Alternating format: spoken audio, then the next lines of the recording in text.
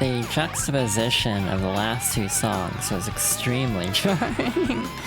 Hi. Welcome on in, everybody. Hope everyone's doing okay. I'm checking the coffee account, because I noticed the bar went up, so someone did drop a tip. So thank you for dropping that. That was very generous. Surprisingly generous. I was not expecting that. Wow, this song is a lot. I'm gonna skip this song just because, yeah, it's not the easiest song to actually talk over. Anyway, not the Splatoon's gonna be a whole lot more peaceful. Also, Aiden, thank you for the resub. Really appreciate ya. Video, I know that. I am basically ready to go. You know what? It's actually been a hot minute. Actually, we'll just run this song next time, but it's been a hot minute. So what I'm gonna do before we jump into the actual, like, main intro is, I wanted to show the title screen, because we have a lot more characters than the last time we showed it. We are only missing 2 more party members. We have the option to get both of them. I'm gonna save one for the next chapter, though, for reasons that'll be obvious momentarily. By momentarily, I mean like 2 weeks. Hi, Chibi. Welcome on in. I am... that's a good question. I think I'm stressed because I'm debating whether I want to do birthday plans next week. So I'm stressing myself trying to finalize plans, and by that I mean I've done nothing to finalize plans.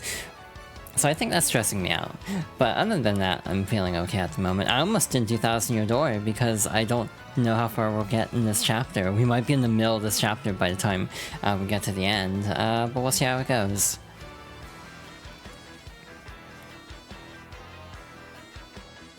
Okie dokie, I think we're good to go. Where were we last time? We got down to the 1,000 Year Door, learned the next location, and now we are having to find a crew in order to actually, like, get to Keelhaul Key. Hi.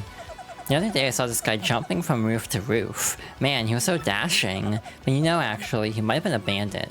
Maybe that's why he was sneaking into chimneys. Huh. That's an interesting thought. What if we sneak into chimneys too? So we can actually go over here, roll up into a tube, and drop down, just like that. What do you blokes want? I've no interest in passing the time with you, so leave me be. Now away with you. Can we go back here? We can, cool. There's a Shine Sprite back here. I don't want to forget about that. Again, the next chapter will basically give us a ton of Shine Sprites. We'll be drowning in Shine Sprites. But that's good, because we have a lot of things that require Shine Sprites coming up very soon. Anyway, I had the realization, we're saving this one for when we go down to the pit at a later time. Elusive Badge is gonna take us to Hooktail Castle. We have to go there after Chapter 5 anyway. So we're actually only going to do this quest. There was also another quest that was moved to a later chapter, I think. Or maybe it's up to Chapter 5. So yeah, we only have one trouble this time, seeking a legendary book. I want you to go find a legendary cookbook for me. It's in a pretty scary place, so there's no way an old gal like me could get it alone. Please come to my house in Rogueport Square for details. Hey, guess who already found the book? We have literally no, like, downtime, basically, in this chapter, because we only have the one trouble. I kinda sworn there was another trouble that actually, frankly, ties into something that I'll complain about in this stream. But oh well. Also, hi. This is my brother's shop. Someday I'd like to have my own shop. That'd be nice. Foreshadowing. We also haven't been to the badge shop in a bit, so I might duck in there real quick. Hey, you took on my trouble. Well, it's really important, so listen up, Mr. Klutz. Ages ago, there was this great legendary chef named Maitre Delish. And rumor has it you instantly become a better chef by reading his book. Unfortunately, it's an old book that's hard to find. Stores don't carry it. But I recently heard that someone who used to live in Creepy Steeple had a copy. There are many secret rooms in Creepy Steeple, so it's moldering there somewhere.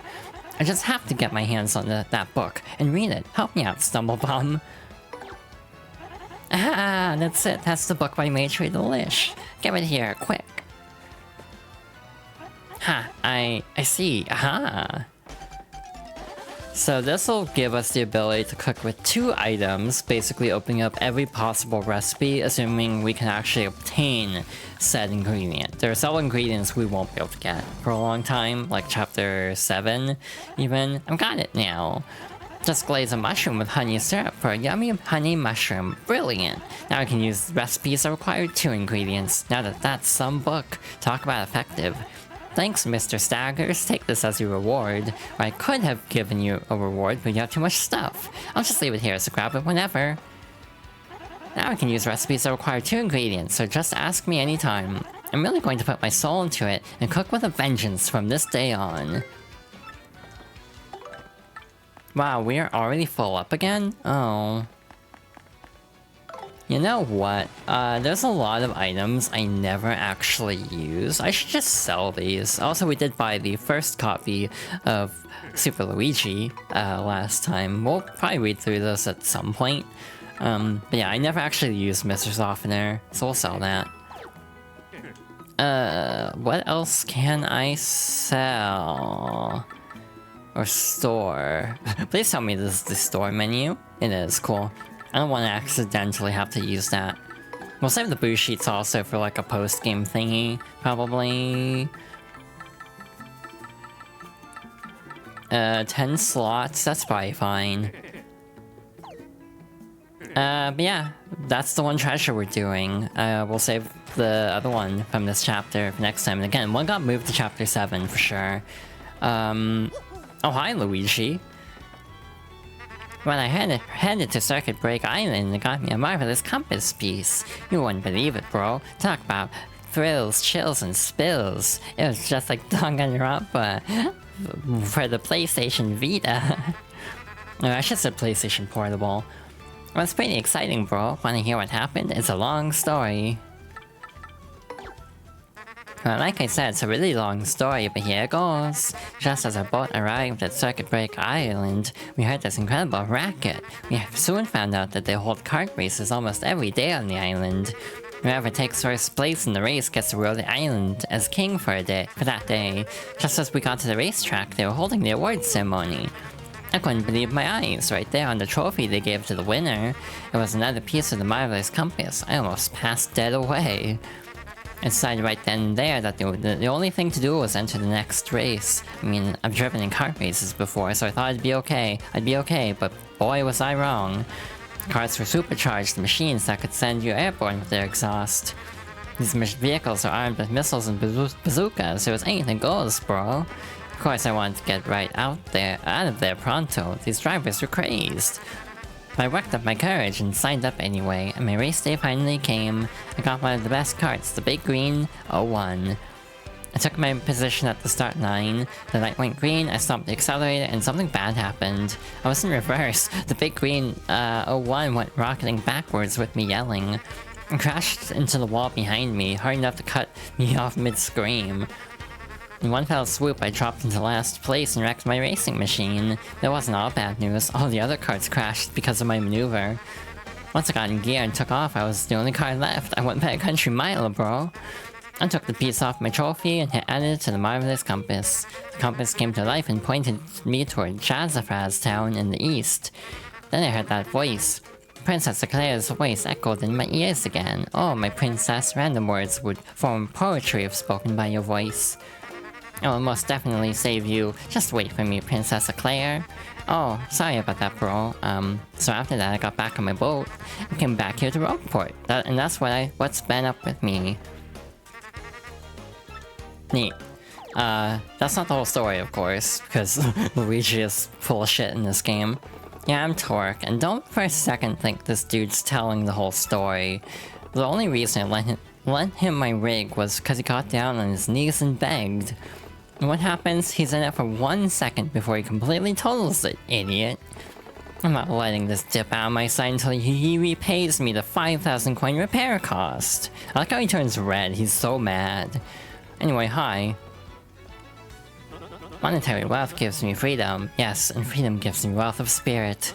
And yet, why is it that a man whose life is unchanged must always long for yet more, huh? What is missing from my life? This tears up my very insides. I must know, what do I lack? Probably romance. Romance, you say? Ah, I suppose one does need some romance in life. I cannot roll my R's. What other sweet, delectable fruit could make so many wonderful pasta sauces? Ah, no, foolish Flavio. Not romance, you silly man. What I need is romance. Wait, hold the horses, that is it. Yeah, now that I'm thinking of it, I once heard of the treasure of Cortez, the Pirate King. Yes, this is the answer. Oh, such happiness for me. A hunt for pirate treasure. Why, that just shrieks of romance and thrills and emotion, even money. Do you not know the tale? The Pirate King's treasure hidden on Keel Hall Key? Ah, well, tales say that the Pirate King Cortez hid his hoard of pirate booty there. For years, treasure hunters and ruffians have gone there in search of the loot. But not a single one of them has ever returned. Oh, the horror makes my back tingle. People have whispered that the ghost of Cortez attacks all who seek his treasure. Eek! It is because of those very rumors that people no longer go to Keel Hall Key. But that will not stop Flavio. The treasure is there, yes, and I am going to prove it. For I am Flavio, trader extraordinaire, millionaire, sailor of the seven seas. What is that you are saying? Talk of a legendary treasure here beneath Rogueport? Why talk such craziness? There isn't anything like that in this dull armpit of a town. You cannot be believing such stupid rumor about treasure some street urchin spews out. No, no, no, no, no, no, no, no, no. Now what madness comes bursting from your mouth? You have a treasure map? Well, hand it over. Rather, I mean, show me. You are having a joke on me. This map leads straight to Keel Hall Key. You swine, you mean to steal my treasure out from under me, you awful, awful man?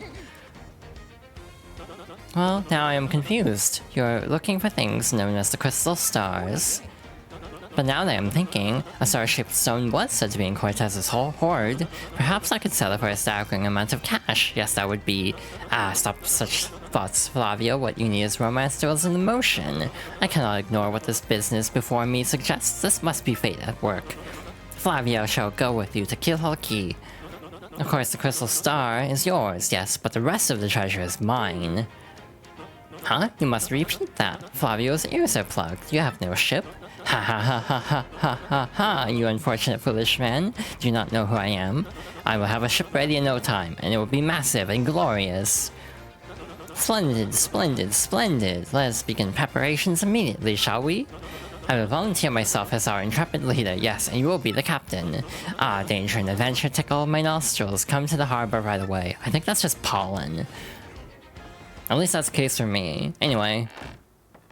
Very eccentric. Again, like I said, we're gonna make a quick stop over here just to see if there are any good pickups. There's one badge I want to get before we actually leave Rogueport, by the way.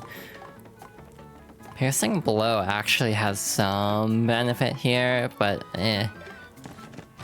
There's a badge we can now get as Vivian that I want to go out of my way to get because...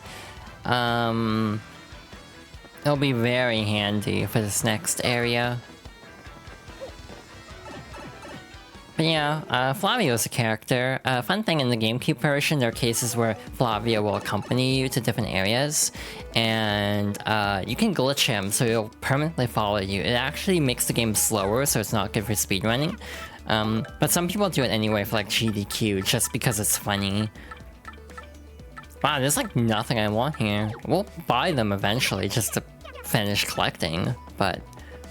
Oh, what? You changed your mind? Ah, come on. I realized I forgot to read that, but luckily, the stream preview still had it. But yeah, I have a very specific badge set up in mind, mostly to deal with like spike enemies and fire occasionally, but I'm just gonna sneak through here and we have this little interesting room. Now, do I remember the timing in this version? The answer is apparently kinda. Cool. So this is the Spike Shield badge. Make Mario able to jump on spiky foes without being counterattacked. This is very helpful for something coming up not too far in the future. If I'm remembering right. It feels like you can actually get out of the Vivian animation faster in this version than the original, so it's really weird how some animations are faster and others are actually slower. It's kind of confusing, actually. We'll also open this up, not that we have any need to go to Twilight Town. Again, I could have sworn there was a third or a fourth. No, wait, it would only be 3 in this chapter. So yeah, that actually makes sense that there's only the 2 troubles. And again, 1 we're saving, so we are actually ready to move on with the chapter proper. Mind you, Chapter 5 has a lot of setup. This might be some of the most setup of any chapter next to the Don Pianta one. At least as far as I can think, now that I'm trying to parse all of the things to do here.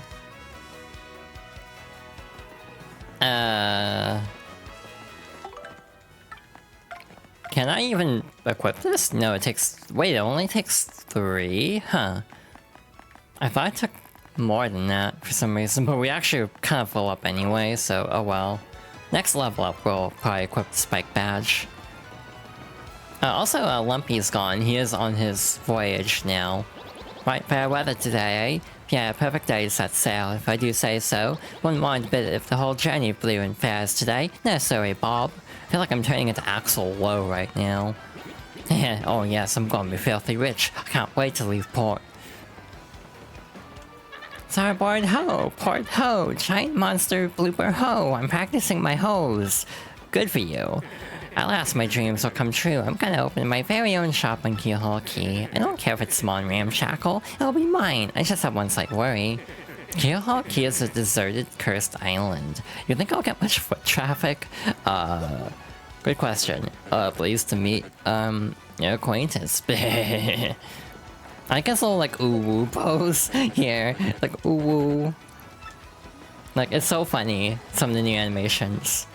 I might as well tell you, my brother went to Keelhaul Key and never returned. I get woozy just thinking of it, but I've decided to work up my courage and sail there.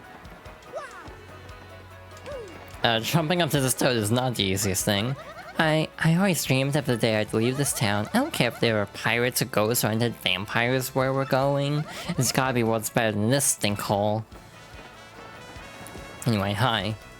Ah, yes, so it is you are. Well, sadly, a slight problem seems to have popped up. But feast your eyes on this outrageously fantastic ship. She is a fine vessel, no? It's the SS Flavian, the queen of the countless ships in my personal fleet. The raw majesty of her hull, the pomp and circumstance, none can compare to her. Behold the elegant curve of her prow. She cuts to the very the soul. Don't you agree? But she is not just a beauty, she is a savage beast on the water, tops among sailboats. But above all, I can tell you this proud ship can... Ah yes, did you speak? Ah yes, of course, the problem that has sprung up. I'd completely forgotten about it. The SS Flavian, she bewitches me. Yes, well, here's the issue. We have no navigator. He ran off, the dog. The navigator, of course, is the highest-ranked helmsman. They steer ships, you know. Now here's the real problem. The waters around Keelhaul Key are deathly dangerous. We need an absurdly skilled helmsman for our navigator. It is, how do you say, a pickle. Oi, Flavio. Heard you talking there, sir. If you don't mind me saying, I might have a solution. Do not tease me, Potpatch. You can solve our problem, then spit it out already. Most I've heard talk of a famed, no legendary sailor living in Rogueport. Yeah, I think it's called Admiral Bobbery, salty old sea dog by all accounts. But he's said to have the helmsman touch, sir. He can make any ship bow to his will. Thing is, ain't a soul what's seen him on the seas of late. Bassa boom, problem solved. Let us scout out this Bobbery fellow and get him on board. As is customary, my captain will handle negotiations. That would be you, Mario. That does sound fair to everyone, does it not? No complaints. Aye aye, sir. Aye aye aye. Sounds fair. Good plan. Sure thing. I didn't see what the other bottom said. Then it is decided. You must find this Bobbery and bring him here. Our fortune sails with you.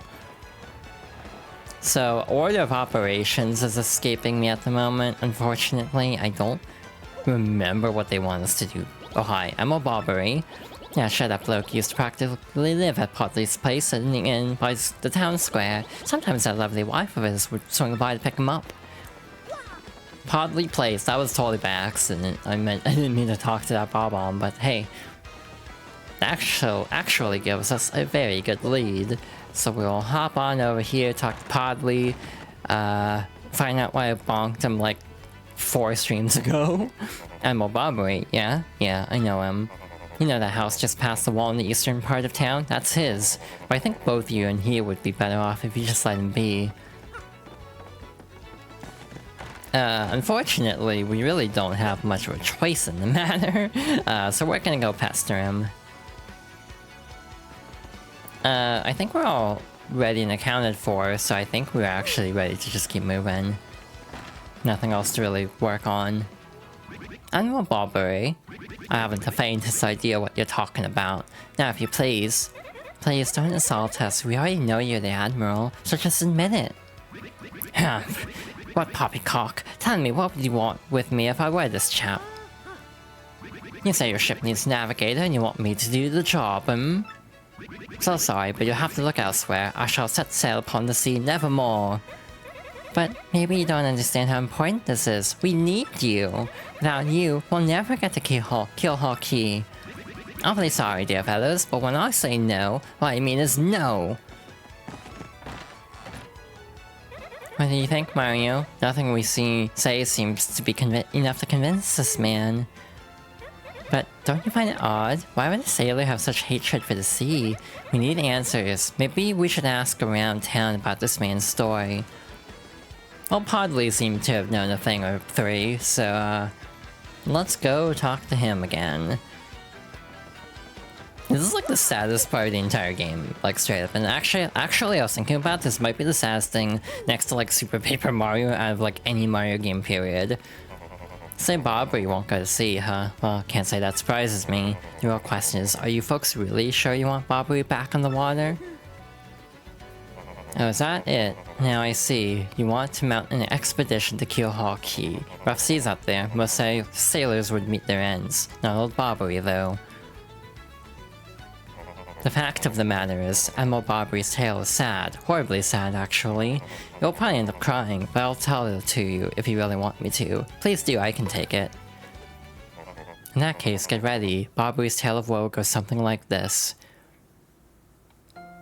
Bobbery was once married. He had a wife of enduring beauty named Scarlet. The two of them were madly in love, the sort of love reserved for fairy tales. Now Bobbery was a renowned sailor, so he was away from home for long periods. Scarlet never complained though, and always waited faithfully for Bobbery's return.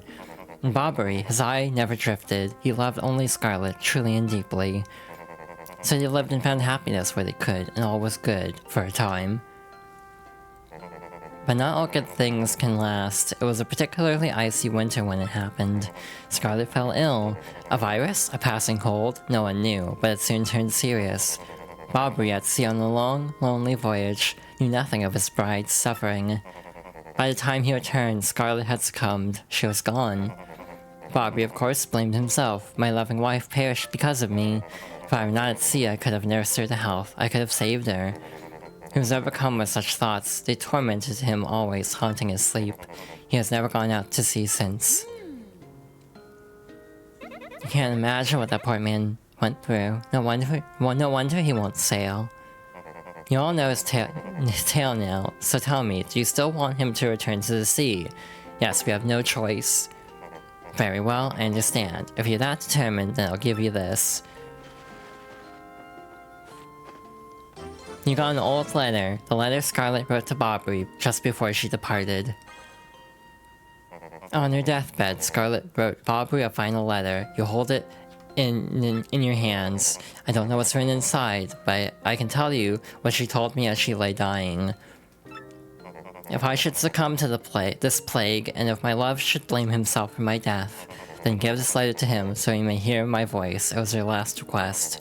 When I saw Bobby in misery, trying to forget the pain as he mourned his wife, I just couldn't bring myself to present this letter to him. I've regretted it ever since.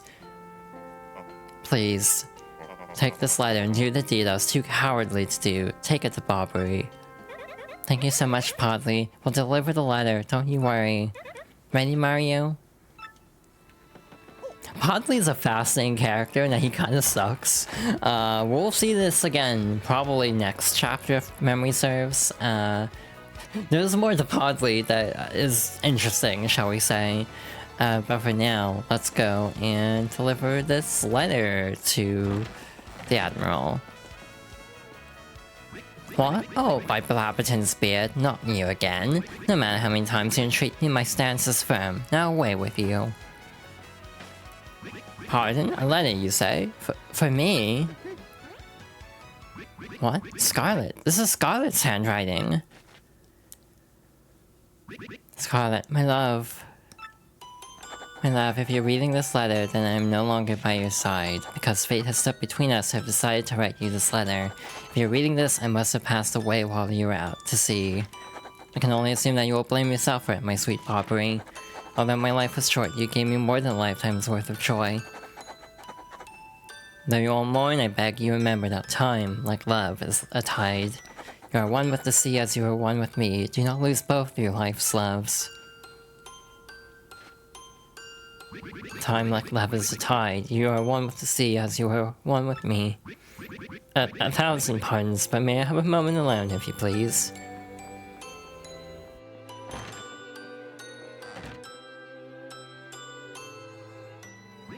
Yes, love, I was happy, my sweet, sweet Scarlet. I love you still.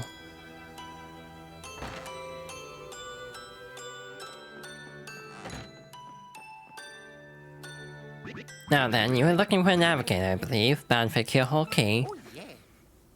Huh. If you think an old sea bomb like me is what you need, then let's shove off. Admiral Bobbery, wonderful!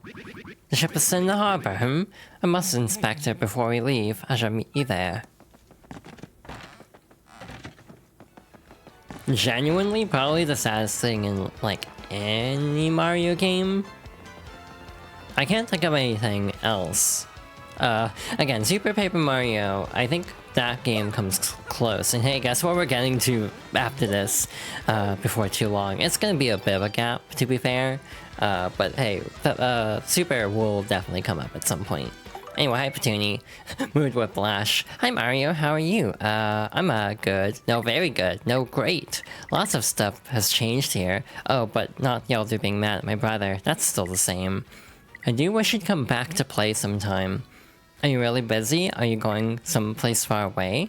Like, a place nobody's ever been? Wow, that'd be fun. I'm jealous. Well, if you ever have time to come back here, come play with me, okay? You have to promise. From Petuni. We can play a game with her to get these eggs for cooking, mostly, and for a quest. We'll go over that later, obviously. There's one required for a Trouble Center mission, so we will tackle that then. Alrighty, I think we're good to go. If I could just get my mitts on that treasure, I'd never work again. By crumbly, I could frolic all day like a big bloomin' sea turtle. Don't have to dream, do it. Starboard, oh, okay. Say the same things, I would assume. Okay, so we'll just talk to Bobbery then. Ah, the smell of the sea. I'd forgotten how sweet a scent it can be. What's Gumbella have to say? That's Admiral Bobbery. All the dock workers call him a legendary helmsman. I don't know if that's true, but he definitely seems like the most capable sailor here. I know he's been through a lot, but I'm glad we brought him around, aren't you? Yeah. Anyway, let's talk to you.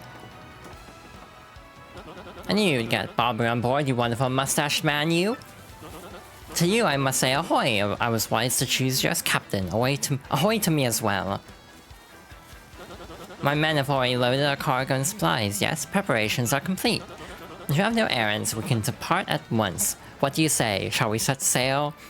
Yeah, let's shove off. Like the last chapter, you are locked in as soon as you start this chapter. Very well, to the sea. Raise anchor and set sails for thrills and emotions. And romance and money, our destination is Dread Keelhaul Key. Wait up! Oh, that was a bottom. I thought that was a toad for a moment. Maybe it was a toad. It sounded like the toad text sound. Again, different characters have unique text sounds in this game, which is a really nice touch. And off we go. However... This is X01 here. Come in, dude. I repeat. X01 here. Over. Roger. Reading you 5 by. Infiltration is successful. X0 Black aboard vessel. Repeat. X0 Black is on board the vessel. Shocker! This familiar character is probably the character everyone already knows it is. Anyway, Chapter 5. The Key to Pirates.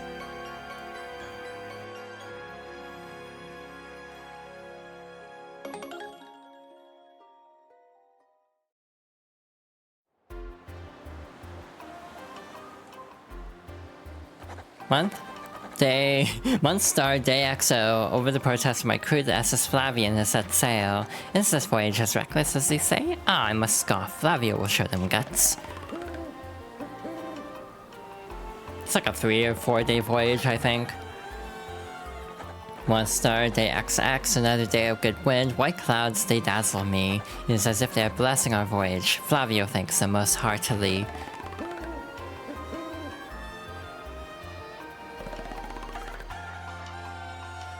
One star day X music note.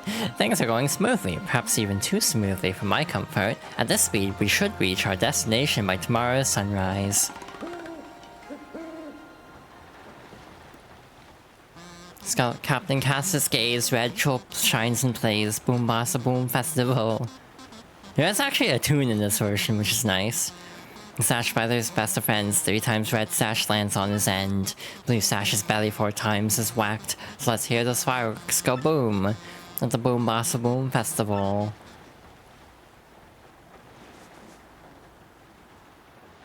Yes, now we are talking, Flavio told you, did he not? Nothing to fear, no? The island is right before our eyes, do you not see it? It's a mountain of treasure. Oh ho ho, I feel fabulous. Shall I tell you one of my many tales of raw bravery? No, it is no trouble at all. There I was, locked in deadly combat with a sea serpent. Great, you started again. A tale of bravery, right? I heard this one yesterday. I feel like I'm turning into a rare blade also. There's nothing to... or not a rare blade, but like... as Xenoblade characters, I realized the blades all have non-British accents. There's nowhere to escape to. We just have to listen till he's finished. Yeah, if you interrupt him mid-story, he absolutely loses it too. Why is that? Wait, what? Wait, what's going on here? The ship's stopping. Oh, I must have Flavio. Sorry to interrupt. Awful sorry to interrupt that wicked story. But the ship stopped.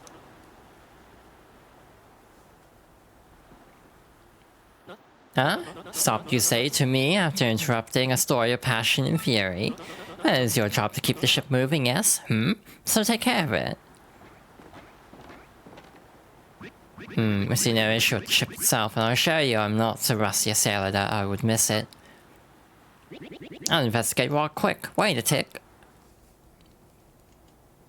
How does he climb up without, like, appendages? Oh, hi. Yeah, I'm working on it. Just wait a stop a moment, you scallywags. And, yeah. Hey, it's about those ghosts. Oh, quit shoving, eh? I'm working over here. I said quit shoving.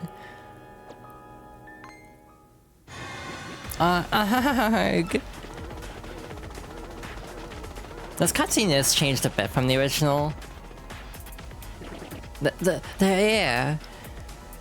What is the ruckus? This ruckus now? Who is here? Will someone tell me what is going on?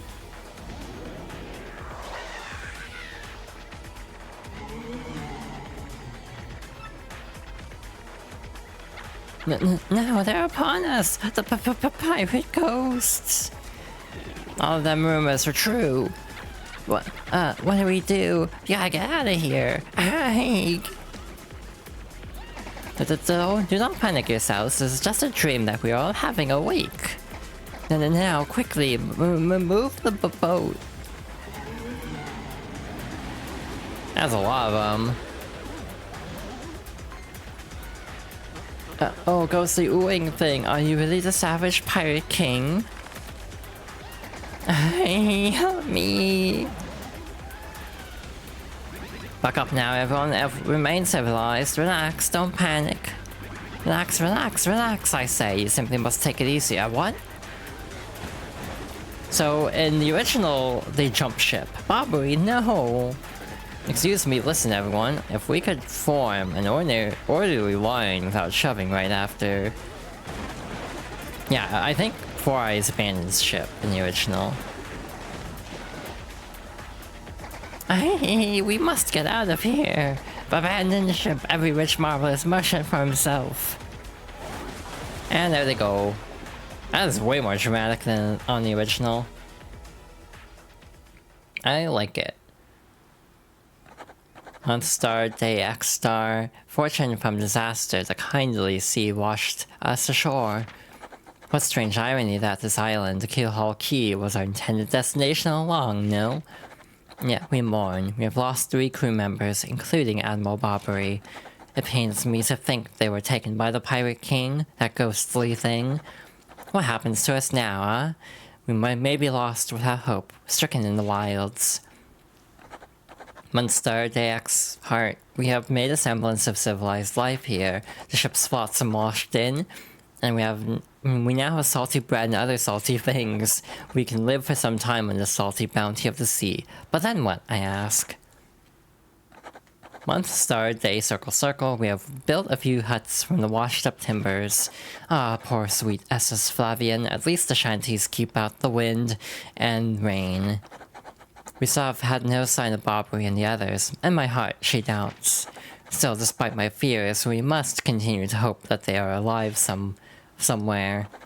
Month, star, day, circle X, 3 days on the island now, and the huts are all finished. We have carved a life out here, though we all dream of a return to Rogueport. And here we are. Oi, Captain Stash! Ain't much, but we finished a wee hut for you to rest in. Come have a look.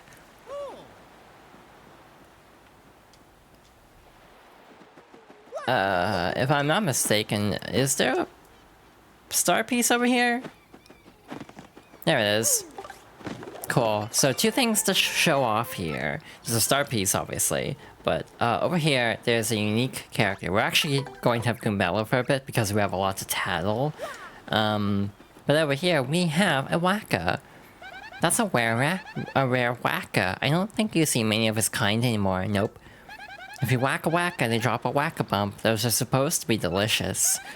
They fetch a high price in gourmet auctions too. Yep, super precious delicacies. So whacking a defenseless creature to get one, you never do that, right, Mario? Wacko, I'm Wacko. We've got some good weather today, right? Makes me feel like nothing bad could happen on a day like today. Wackadoo. Wacko, direct hit. So we actually have to do this. You gotta whack a bump. A lump of something. Replenishes 25 HP and 25 FP. It's just a really good item for one thing. But you actually have to get enough whack-a-bumps to the point that he disappears to actually trigger a post-game super boss, believe it or not. I'll do that later on my own time. I'm not gonna show that on stream. That'll take a bit. Captain, please help us. Flavio and Pa Patch are in a huge fight. And what about you, Squinty? You turned to jelly when you saw those ghosts. What are you talking about? You are the one quaking in his boots, Fancy Pants. Wait one moment. Did you just call the Great Flavio Fancy Pants? That's right, Fancy Pants, Fancy Pants, Fancy Pants, Fancy Pants, Fancy Pants. I feel like these are going to stop being words. These stop feeling like actual words at a point.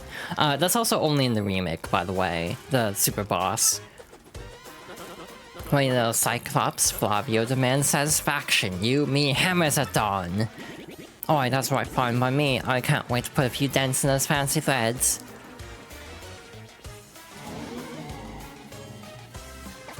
They're here! Captain Stash, them ghosts are back. And there they are. Mario, front and center. This is an order. Take care of those ghosts. Like we have much of a choice, to be fair. Yeah, we have a new type of enemy that is obnoxious as hell to deal with, for reasons. We'll tattle. First things first, as always. That's an ember, sort of a pale blue flame spirit, kinda spooky. Max HP is 8, attack is 2, and defense is 0. Of course, since this thing is a flame, touching it will hurt. Didn't Mama teach you that? Here's another thing you should know. Something horrible is likely to happen if you attack it with fire. Looks like it's susceptible to ice or explosive attacks though, so that's something. If you get hit by a flame attack, you'll catch fire, so try to guard well. If you notice my voice sounds off, it's because I actually did cry during that cutscene. Just to clarify, if I do sound off since then. Like I'm not even gonna sugarcoat it, that scene gets me. It's one of the reasons I like this game so much, because a lot of moments just kinda hit a certain way. Okay, going after Mario. Oh, thank you for the heart and head pat, Aiden. You're very sweet, as always. Yeah, if my voice sounds a little froggy, that's why. And thank you for the hug as well. Damn. Okay. I definitely feel like, Thousand Year Door is a game that starts kind of slow a little bit. I mean, most RPGs do. But basically, I kind of feel like the first section of the game is very tutorial-y and like basic Mario. So like chapter 1's kind of bland. It's very much like the first game minus the Koopa Bros being replaced with a dragon. Just basically show the GameCube can render really big enemies. Yes, yeah, Bloomin' Beast, Captain Stash. Too early to celebrate, no, there are surely more of them elsewhere. Someone must investigate the rest of the island. Yes, that is what must be. As leader of this expedition, I of course should stay here. On this, I brook no argument. Yes, of course, Mario, perhaps you could handle the exploration of this island. Can do. As my boy, and you would go forth with boldness. We count on you. They do sell ice storms, which is very helpful, given that we have a lot of enemies that are weak to ice, specifically. Alright then, welcome on and have you enter the Keelhaul Galleria. What can I do for you? We're gonna store the Whack-A-Bump, because it's a really good healing item. Come back anytime, Captain. Let's talk to everyone. Hey, did you find anything? You gotta find a way for us to get back home. What's going to happen to all of us? Here's an end of the island seems awfully mysterious. Good luck, Captain Stash. So what have you found? Anything exciting? We'll cheer for you, Captain. Sure you do. Oh, the Battle Master's even here, somehow. Does he say anything? Hey kiddo, you need- oh. That's boring. I kind of wish I had more custom dialogue per area. That's like one gripe I have. There should be a couple star pieces around. There's this one here. There's one behind a rock on the other side, I think. It's probably over here. The little bit of bloom in this area is actually very nice. It reminds me of Wind Waker HD a bit, except not as blown out. Because like Wind Waker HD is extremely blown out. Anyway, hey, remember those fuzzies we saw back at the Glitz Pit? They're normal enemies now. I can't say I'm a huge fan of that, truth be told. Just because they're kind of annoying to fight. If you want experience, they're good though, because you can kind of just farm the Oh hi, another boost sheet. Boost sheets are actually very helpful for some of the late game and the Switch exclusive boss fights as well. So I would like to hold on to the boost sheets as long as I can. You have a jungly chapter here, but as I was saying, chapter 1 is like a lot like the first game, because you have the Koopa village, you have a castle, etc, etc. Similar, it hits a lot of similar beats, basically. Boggly Woods is obviously unique. You got a head rattle badge. May temporarily confuse an enemy, hindering their actions. Neat. Another flower fuzzy. Cool, thanks game. Chapter 2 obviously is very different. You have Try Desert, and you have Boggly Woods, so that's very different. Chapter 3, you actually do have a connection there because you have a Kleba as your main antagonist. You have, obviously, an invincible type of Blubba for the first game, and Macho Grubba for the second game. Chapter 4, you have Shy Guy's Toy Box, and Twilight Town and the Creepy Steeple. But in general, I do think the first chapter is kind of weak, just because it's very plain old Mario. Boggly Woods is where things start getting a little bit more exciting, but Boggly Woods kind of suffers from just Bowser Door having a lot of like padding in general. So like the punies kind of can be a little bit annoying to wrangle. Chapter 3 again also kind of suffers from padding a little bit because the fights take so long. But in general, I think Chapter 3 has a lot of charm to it. Again, it just feels slower on Switch because you can't mash through it as much dialogue. That's like redundant. Which on a stream playthrough isn't gonna be that bad. It stands out more on like a personal playthrough where you've already seen the dialogue. But yeah, on stream, when I'm mostly going through everything pretty slowly anyway, it's not a big deal. So again, that's like a bit where it ends up feeling a little bit different just because of the format I'm taking on for this series. Anyway, there are normal, like, garden variety piranha plants, but these are special ones for this area. I think they have like 12 HP or something absurd too, so I don't really want to bother with them if I can help it.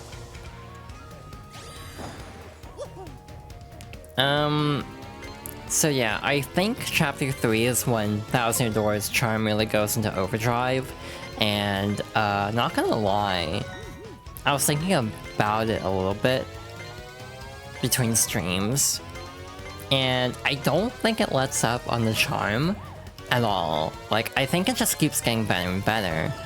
I know Chapter 4 is divisive because of the amount of padding for the backtracking, but again, that's not a problem in this version. As much. But in general, I think the last few chapters are very good. That's a Putrid Piranha. It's a poisonous piranha plant. That color is totally sickly. Max HP is 8, attack is 3, and defense is 0. It bites and attacks with super rank Poison Breath. Breath Mint, table 4. If you get poisoned, your HP will slowly go down, so you know, try not to. Good advice, thanks Goombella. Helpful as always. So it has this poison spew attack, which is kind of annoying to deal with. This is also good use of the Spike Shield badge, because then you can like do different jump attacks that can help too. Yeah, like, in Chapter 4 you saw Vivian and Dupless as very charming characters. In Chapter 5 you have Bobbury, obviously. So, yeah, in general, I kind of feel like even the sections of the game that have some fundamental flaws... What the hell? Why did that not count? I'm confused. But anyway, the stuff that is, like, very charming kind of carries the game a little bit for me. Even through some of the weaker sections, I'd say. And even then, I don't think the game bogs down too badly in Chapter 4 IMO. Obviously, it's up for debate, like up for like discussion. But in general, I feel like Chapter 4 isn't that bad, and maybe it's just because I have personal attachment to that chapter. It just stands out positively, even in spite of its flaws. Alrighty,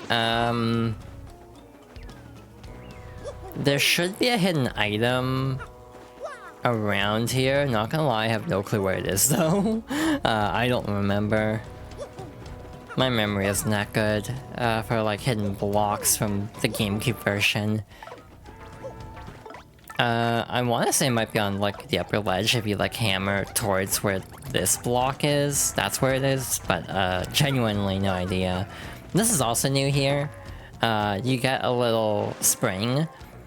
So this is only in the Switch version, and basically, it basically allows you to skip a little bit of platforming every time, because we have to make this trek to and fro here, like 3 or 4 times in total, so like, we can basically skip ahead. The only problem with this though is this flower fuzzy is like always a problem. Again, it's the Twilight Trail problem of the path is too narrow to actually easily make your way through here without running into an enemy. So even with a shortcut to the second half of Keelhaul Key, it still takes a bit because of often having to run from this fuzzy. Again, a hell of a lot better than on GameCube, no denying that though, where you have to like do the little flutter jump with Yoshi and everything, do that whole set piece every time. But again, it's just an issue of... This game is surprisingly ungenerous when it comes to respawns sometimes. Again, that's one of my biggest grievances with the game, is just the way enemies can respawn very quickly can actually lead to a lot of problems. Or annoyances more so than like legitimate problems. I'm kind of being frivolous with stats because we're almost to a level up anyway, so I'm not like overly concerned about running out. You got a Thunder Rage, drops lightning on all enemies and does 5 damage. Very good item. Yep, there it is, a Jam and Jelly. Definitely worth it. I was trying to find that on my previous playthrough because of cooking, actually. These cursed ghosts, blast it all. Popular these blotches, is that Mario over there? You're alive, old boy. Right, you came just in the nick of time. Guess these two out of here this instant. Huh, but what about you, Admiral? You've gotta get out of here too. Just leave it to me, eh? I'll keep these ghouls busy while you get out of here. Please, that's an order. Let me do what I must do. Now away with you. Bobby thinks it's the right thing to do, so what are we waiting for? Just yeet, like, pick up Mario like that. Unceremonious. Oh, Bobby, please forgive our cowardice. We up and left you and everything was happening so quickly. Forgive us.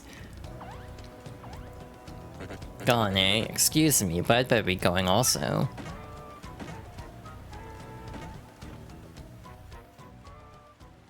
And hey, you, out there looking at the screen. Yeah, I'm talking to you. It may be pretty obvious to you who I really am, but no telling Mario or else. Looking at the screen, does that make sense to anyone here?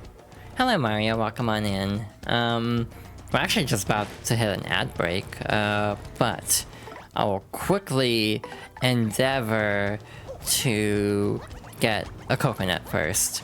How am I? I am more or less okay. We're having a bit of a cutscene early this chapter. You got a coconut, fruit from a tropical island. To be honest, it ain't tasty. It doesn't even give stats, that's how bad it is. It's one of the only items that like doesn't straight up give stats, I think. Which is not a great sign for how effective it is. But it's used for cooking in some cases. You can make a grenade out of it. I do want to get the ice power here. You got an ice power badge. Make Mario damage proof when jumping on fire enemies. Very helpful. And there's also a very not hidden shine sprite. What the hell? There we go. Who the hell do I want for this next encounter? Anyway, shine sprite over here. There should be all the shine sprites in the main field area.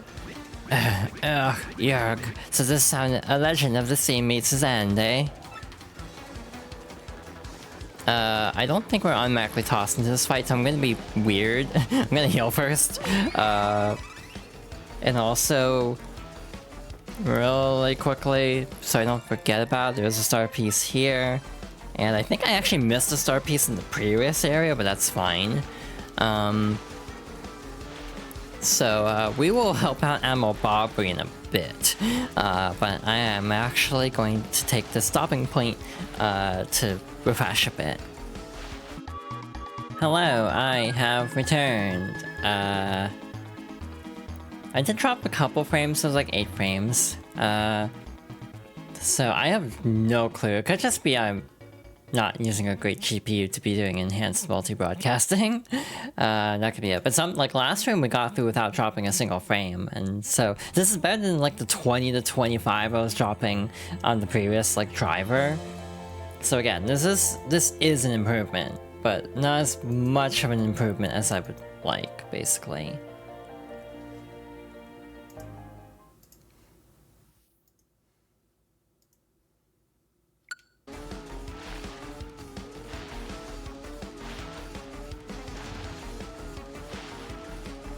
Looks like we are good to go, so let's save Admiral Bobbery.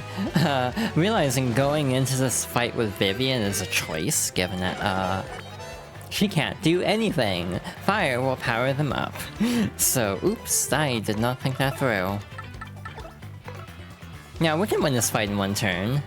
Easy peasy. I do want Vivian on the field, because I'm biased. It's like, my feelings on Vivian as a character should be extremely obvious. And again, since we have quick change, we can just do that. We're also getting a level up after this fight, so I'll just Earth Tremor again. Normally, I wouldn't be this, like, gung-ho about Earth Tremor, but given that we are about to hit a level up, I figure might as well go all out. Hope everyone's doing well today, by the way. I didn't actually say that earlier. I kind of just launched straight into the stream. To be honest, I was actually kind of worried about how the stream would go, because this is a very important part of the game to me. So I kind of wanted to, I don't know, do it justice, if that makes sense. Like, I mean, we're not out of the woods yet, to be fair. We got a little bit more to go with Bobbery. But yeah, there we go. Got a level up out of it. What's next? HP, FP. So this is like 4 levels here, 4 levels here, and 3 levels here, so BP's next. So we will equip the Ice Power Badge, for sure. This will actually let us jump on fire enemies and also deal an extra point of damage, I think. Which will be very helpful, momentarily. Slightly anticlimactically, I'm going to... Wait, that only takes 1? Oh, well... In that case, we'll equip this too, and this. Again, we're actually past the part that needs Spike Stomp, oddly enough. Or Spike Shield. Anyway, Bobby's up here. Oh, the pain of it all. Oh, Mario, old boy. I guess this bloke's got me a bit better than I thought. Mario. Please hear my last request. I must thank you for taking me out to sea one last time. But there's one thing I need before I go to my rest. Cola. I was saving that one bottle, my last memory of Scarlet, to celebrate reaching here. I saw it among the flotsam drifting toward the island, so it must be somewhere. If I might just have one sip before my final voyage, heck. Ugh, get me that Cola, old boy. Unfortunately, we have a bit of a hang-up, as,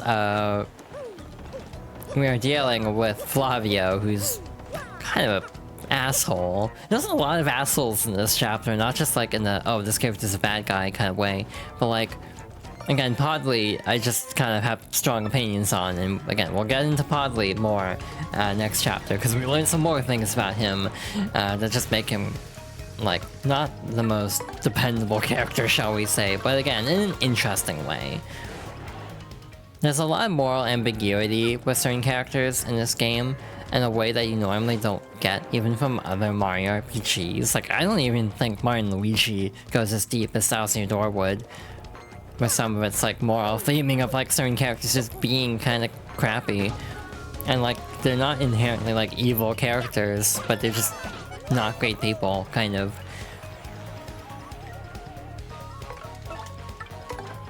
It's like, you know, just sitting on Scarlet's dying wish for God knows how long.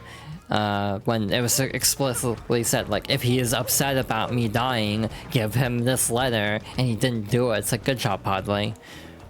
You know, good work. Anyway, hello. Oh, Bobbery. I'm a Bobbery. Whatever happened to him? Ah, you're still alive. Yeah, well, we have some fortune left. Such relief for Flavio. I thought some jungle beast was snacking on you. Well, everyone is accounted for.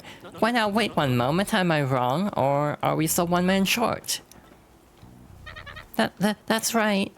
But Bobbery sacrificed himself to save us from the ghosts. Please, we've got to go back and help him. What lunacy bursts forth from your mouth? The Admiral lives. What fortitude! Mario, front and center, I entrust you with the mission to save our dear Admiral. What's that you say? Chocola-Cola? Well, why would I have that? But, yes, by the way, Flavio is merely curious. What do you need it for? What now? The Admiral may soon perish, and he wants to drink it as his last wish? So that's what we're dealing with here. Is a sort of last request, am I correct? Well, Flavio has no choice. I found it on the beach, but for this noble cause I yield. However, this Chocola-Cola is part of my, our supplies, which we need to survive, so I will need you to find something, to eat to replace this. On this, I do not budge. Yes. I'm sure there's something on this island that would be a suitable replacement. So this is why I got the coconut. So what will you give me in exchange for this delectable Chocola-Cola, Make it good. I'm the editor of Foppish Gourmet Weekly, so I know my delicacies. The word foppish has been ruined for me. I cannot think of it as the actual definition. Aha! Coconut, is it not? Well, that is island fare, but somewhat cliched. Oh, well, perhaps I had set my hopes too high for a foraging non-gourmand such as you. Wow, thanks. Oh, here you go. Take the Chocola-Cola and give my regards to the Admiral. Oh, that's not it. That's new. You got Chocola-Cola, Flavio's treasured beverage. Actually, it's Bobbery's. Tell him to waft the bouquet, swizzle it gently, and savor all the fine fizziness. Yeah, we actually know how it's made, because we did Super Star Saga before this, so, yeah. It's kind of weird having, like, a cross-reference between Mario and Luigi and Paper Mario. That, you know, Chocola-Cola does exist in both universes. Whether it's made the same way, God only knows, but... yeah, I really do enjoy this chapter from a story perspective, but this part kinda sucks, I'm not gonna lie. I'm not gonna pretend like this is great gameplay, just going back and forth between these two sections multiple times. But again, the spring there helps out a bit. God damn it. Unless you botch a jump, then it doesn't really help. Cool. But yeah, in the original GameCube version, you would have to go up manually every time. You have to go back. So again, Chapter 4 gets a lot of the heat for backtracking being bad. Chapter 5 is pretty bad too in the original. I'm just gonna take the L. If the fuzzy hits us, it's whatever. There's also like a mango in the first section of this jungle, but I kind of want to keep item storage space for later. Anyway, let's give him his Chocola-Cola.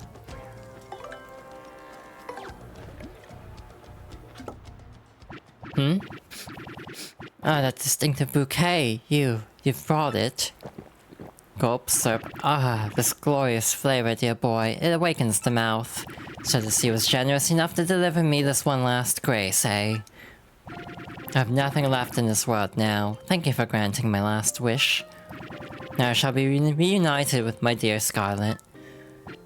Farewell, Captain Mario.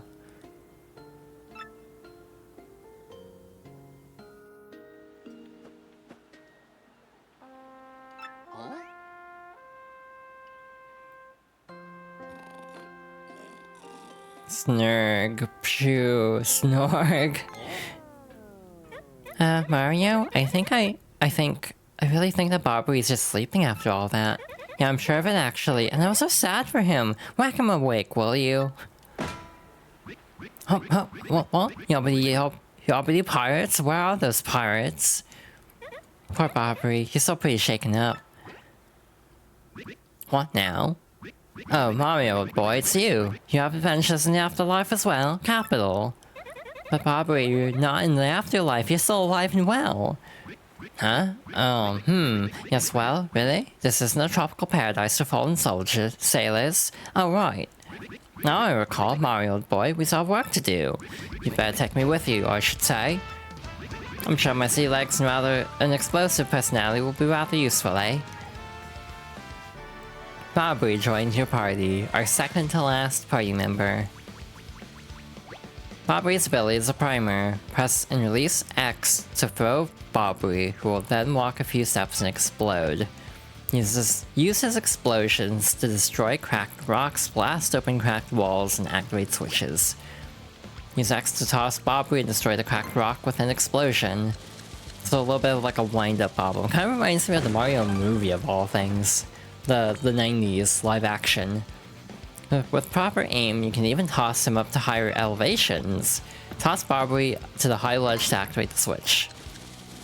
You can also press X to speed up the fuse. If he hasn't exploded yet, you can press X to trigger his explosion right away. Don't forget that option, what I just said. That concludes this primer. Do you feel like you've mastered Bobby's abilities? I have mastered them. While in battle, he can attack enemies on the ground with Bomb.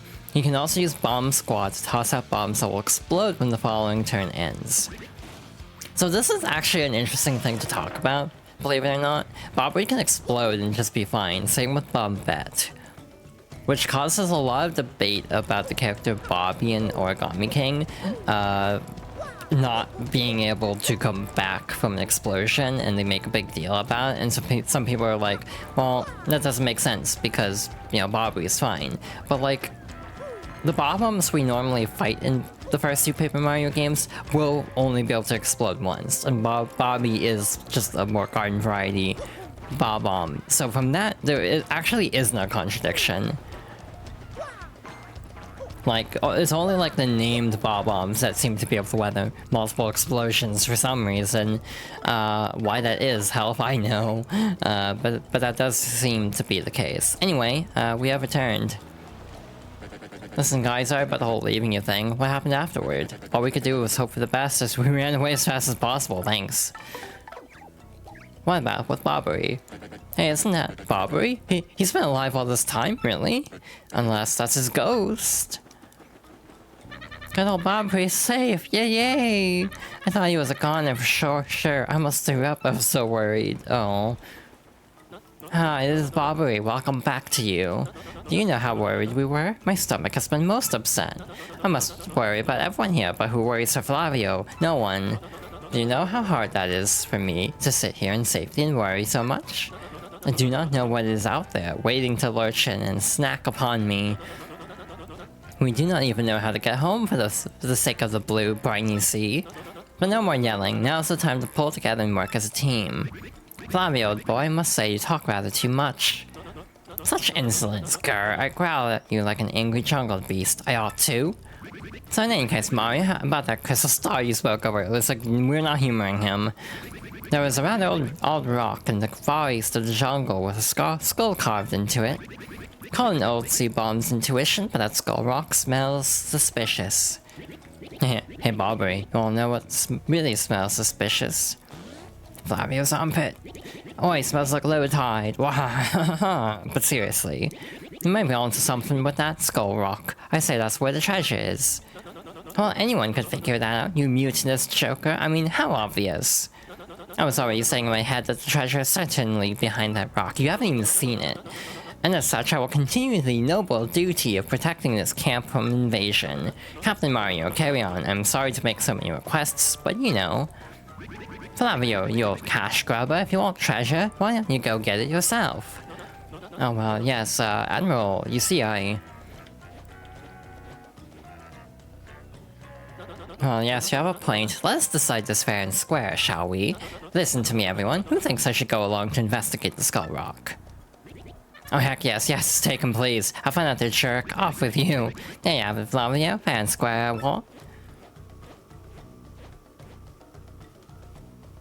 No, not fair. Flavio hates you all. Flavio will join you for a short time. So yeah, you can actually glitch this in the original to have him stay with you. He also rides Yoshi with you, which is very funny. I should be doing this anyway, because it'll make evasion a little bit easier. Also because this is the final time we have to backtrack through here for a bit. There will be more in the future. More likely than not, though, to be fair. One more fuzzy dodge for the road.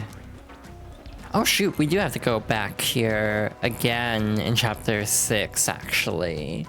Because there's a brief side quest. To set up the chapter, and I think it takes us this way. So we do actually have to come back here in the main story. Not to mention, Trouble Center will take us this way too. Ah, now what is all this? A dead end, taunting Flavio with its dead endness. You said you knew about this, dude. But is this? I think this is the Skull Rock Bobbery blabbered about. Well, it positively reeks of ancient secrets, yes? Let's plunge into this puzzle. And by that, he's gonna stand over there. Scholar Captain casts his gaze, red jewel shines and plays. Mombasa Boom Festival. Yeah. I'm just singing to while away the time. It's not like Flavio is scared or anything, but do you know something? I've never been able to know what that song's meaning. Okay, we actually do have to examine this first, I guess. I say this rock looks like a faintish grinning skull. There's a spot you could insert something. Mario, old boy, I've got a gut feeling that Flavio's gem might fit in that eye hole. Yeah, you actually have to engage with that first. What is it you ask of me? You want Flavio to lend you something, is this correct? Now, what could I possibly have that you would need with such anxiousness? The Skull Gem. What? You want me to lend you the Skull Gem? You really need it? This is the heirloom of the House of Flavio, you know? But I suppose it's alright, because I'm Flavio. He has such a ludicrous wealth. I'm just lending it though. Do not dare run off with it. Do not make me dock pay. You got a Skull Gem. The pride of Flavio's family can be sent to the Skull Rock? I just realized something about this, and I'm gonna make this comment later, hopefully if I remember. But again, this could be taken as like commentary for sure. So anyway, 3 times, right? And then 4 times. There we go. So that's what the song means. It's like interacting with the 2 Stash Brother statues. So all of that build up to open a hatch that conveniently has a bomb on it. So guess what we have to do now?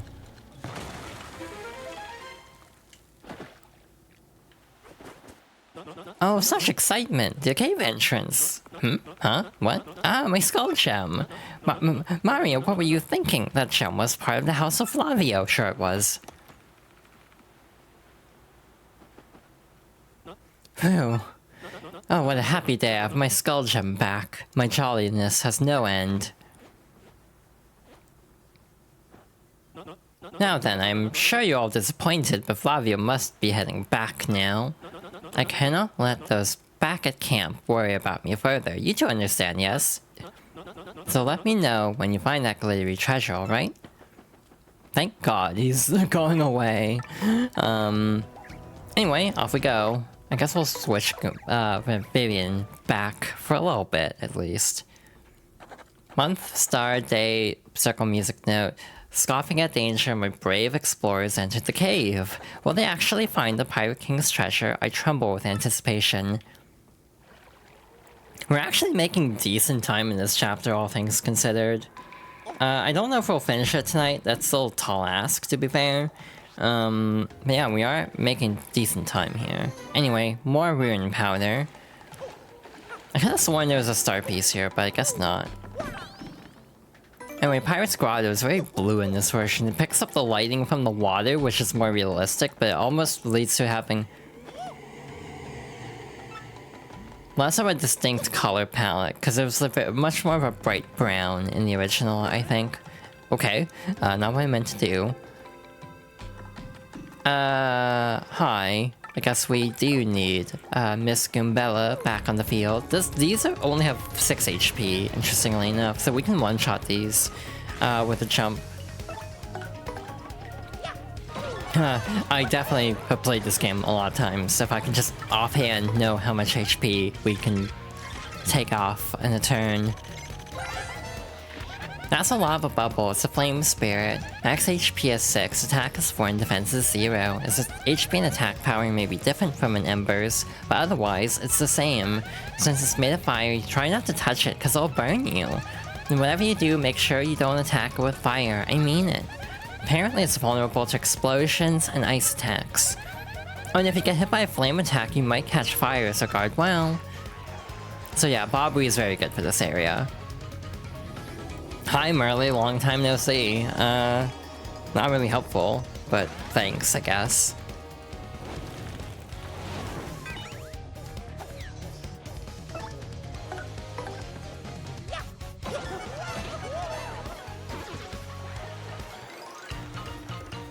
I was just taking a sip of tea, because it had been a hot minute. Yeah, my voice is definitely getting a little froggy still. Yeah. We still took damage, actually. I wasn't really paying attention, oops. What the hell do they want? There we go. I guess we'll show up Bobby in combat. We're doing badly at this, to be fair. Like, showing everyone in combat. We haven't seen, like, Flurry at all beyond chapter 4 a little bit. So, Bobbery's secondary attack is like a wind-up. So, it's less useful than I would like it to be honest, because it basically will set little mini-bombs that'll blow up after like a turn or so. But to be honest, battles are so short in this game that oftentimes it doesn't matter.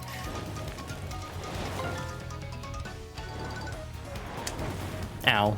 Again, I don't know the time. I don't know the timing in this version.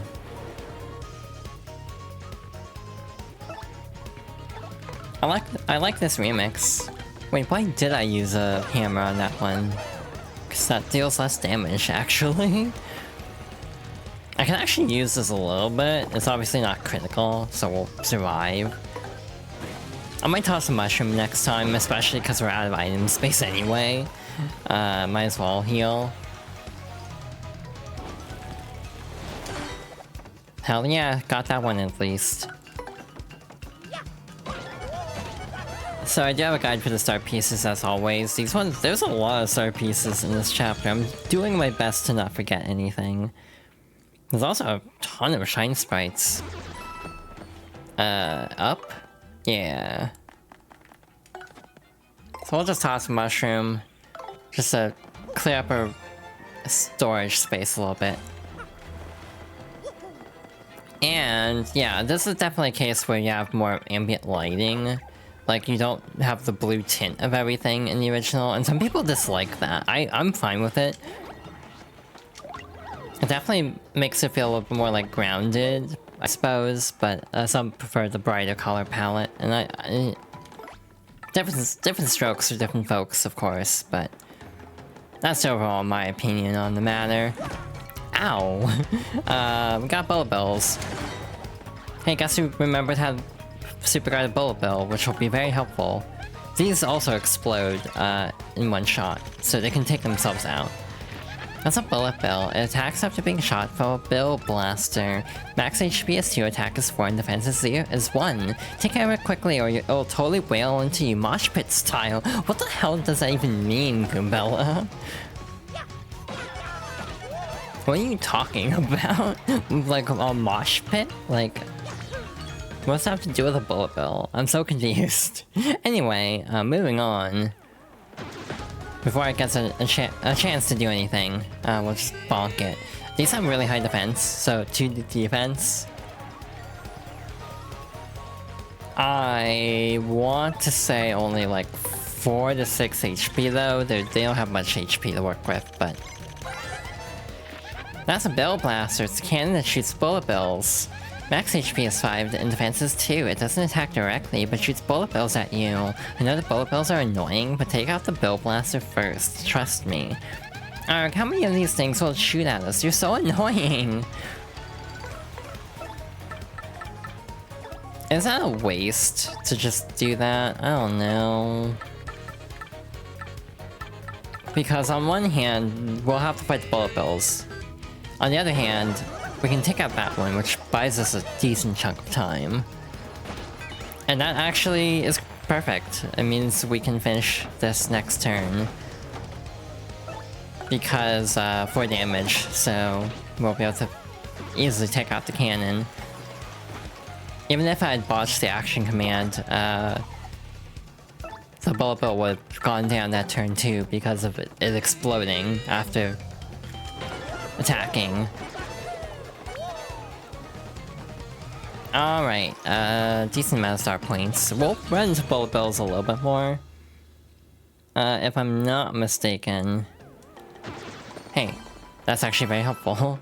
Again, there are badges to increase the drop rates. Oh, thank you for the hydration check. I'll get on that very soon. Yeah, this room is not this blue in the original, but again, it's mostly just picking up the ambient lighting of, everything else.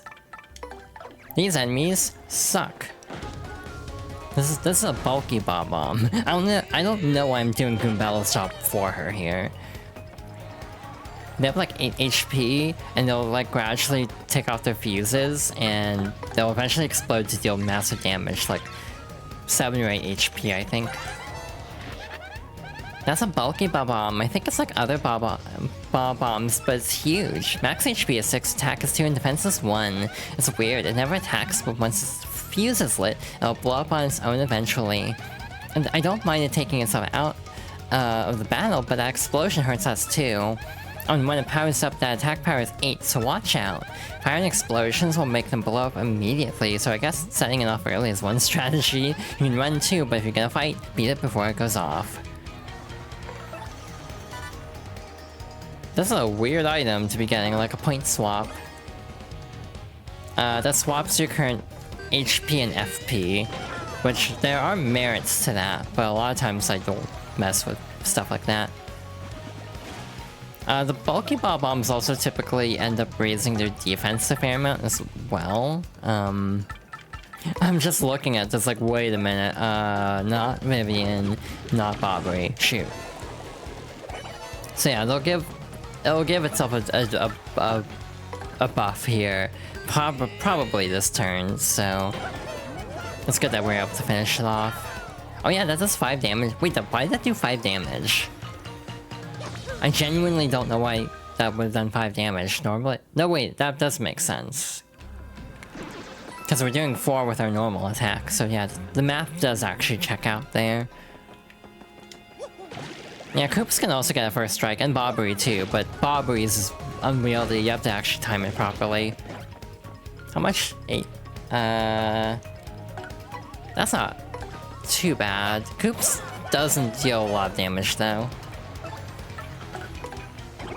Which makes sense. Koops is not really a fighter, to be honest. Owie. Like, even his HP total is only 15. Most characters on their second level go up to like 20 minimum. I think Bobbery might be at 20 naturally. Because he's like really grizzled at this point, so yeah, he actually has significantly more HP to start with. Also, being a late game partner in an area where you cannot backtrack, it's good that Bobbery starts with a lot of HP. That's actually very convenient. I want to say that room has like 5 Buzzy Beetles in it, but we'll cross that bridge later. This Shine Sprite was actually moved because in this version you can hammer straight down like this. In the original, the Shine Sprite was just there. So like there was a hidden block, it was like right here. So you have to like hit this block somehow, like with Koops I think. Or something to get show up and then walk onto the block and then hammer the Shine Sprite box. So yeah, they did change that for this version. The little bit of ambient lighting from the Switch is also really nice. Again, there's a lot about this remake I actually really appreciate. Anyway, that's a Parabuzzy, a Buzzy Beetle with wings. Max HP is 5, attack is 3, and defense is 4. I guess those stats are just like a Buzzy. Fire and explosion seem to have no effect, so don't bother, okay? If you flip it over, its defense goes down to 0, so jump on it first. Why did I almost say 5? That's backwards. Stunning this one first because it's got a dizzy dial. Do I remember the timing of this? No, I do not. Okay. Might as well limit the amount of damage we're taking, so... We really don't need to spend FP unless I want to speed up the fight, but I kinda don't care, so... The Spike Shield badge also makes the Spike Buzzies easier to deal with, because you can jump to flip them over. So if you can jump on a spiked enemy, that's really helpful. We'll be doing that in Chapter 6 a fair amount, I'm pretty sure. I should have done this backwards, on the off chance I actually get this, not that I ever get the Shine Sprite. Case in point. And like the little reflection of the water on the floor is really cool. I really like some of the reflections, like it was specifically designed to be like a cardstock paper, so that's what's giving it its the little sheen. But I actually think that's a nice look. Again, the only downside is I'm pretty sure that's part of the reason why the frame rate is only 30 instead of 60 is just because the lighting. Turn back! Go no farther, you will never leave. Okay. Real scary. Moving on. There's still quite a bit left, to be honest. There it is. We also have like a lot of coins on this. I don't think those coins were there originally. Just really like pointing out this is special, which is kind of like... I kind of get it, but it also feels a little bit like, I don't know, patronizing a little bit. A lot of games have this issue, to be fair.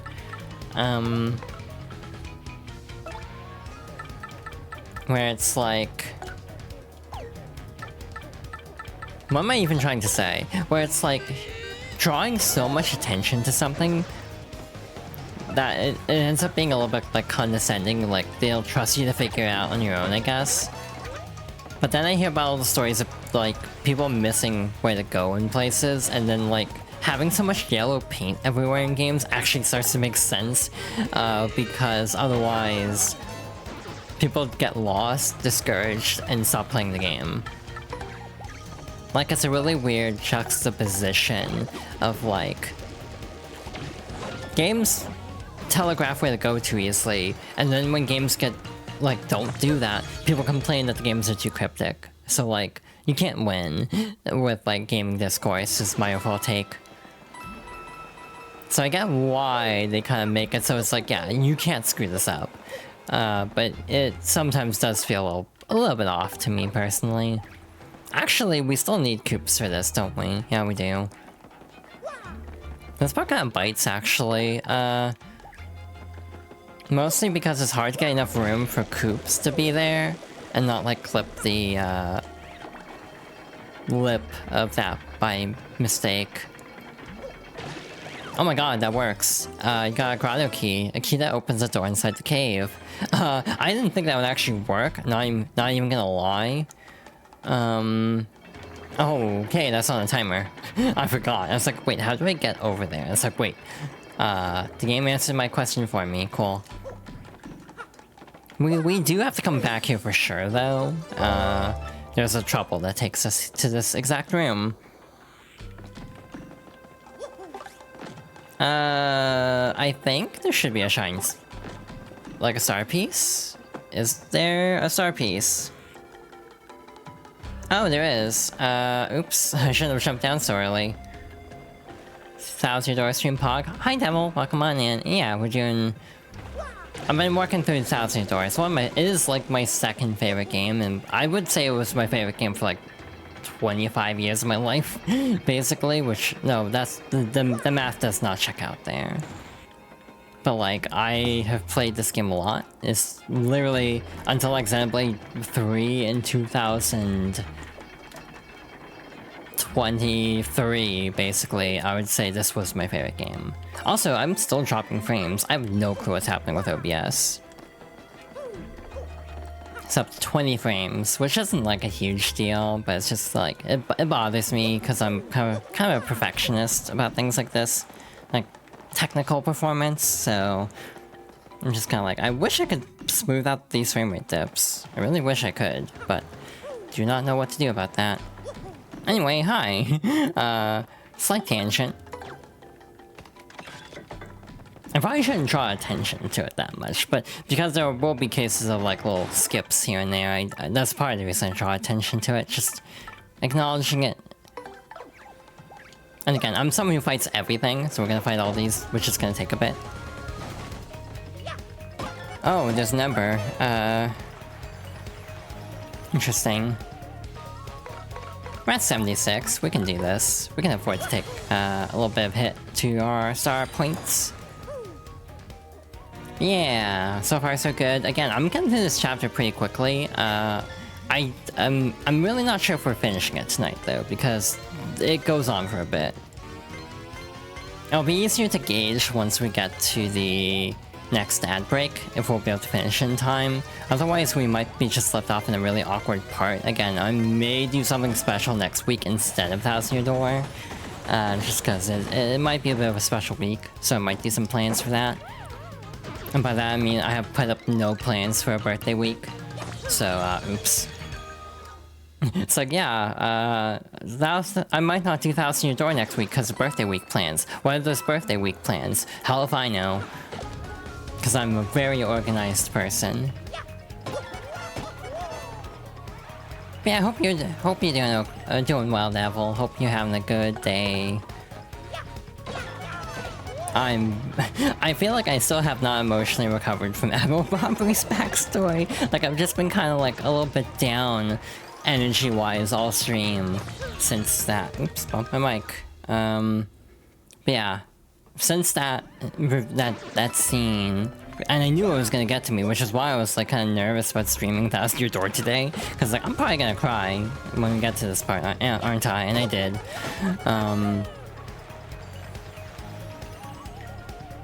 It was a case of like, yeah, I do feel like my energy level's just kind of thrown off by that, but I kind of knew it would be. That is a very heavy part of the game.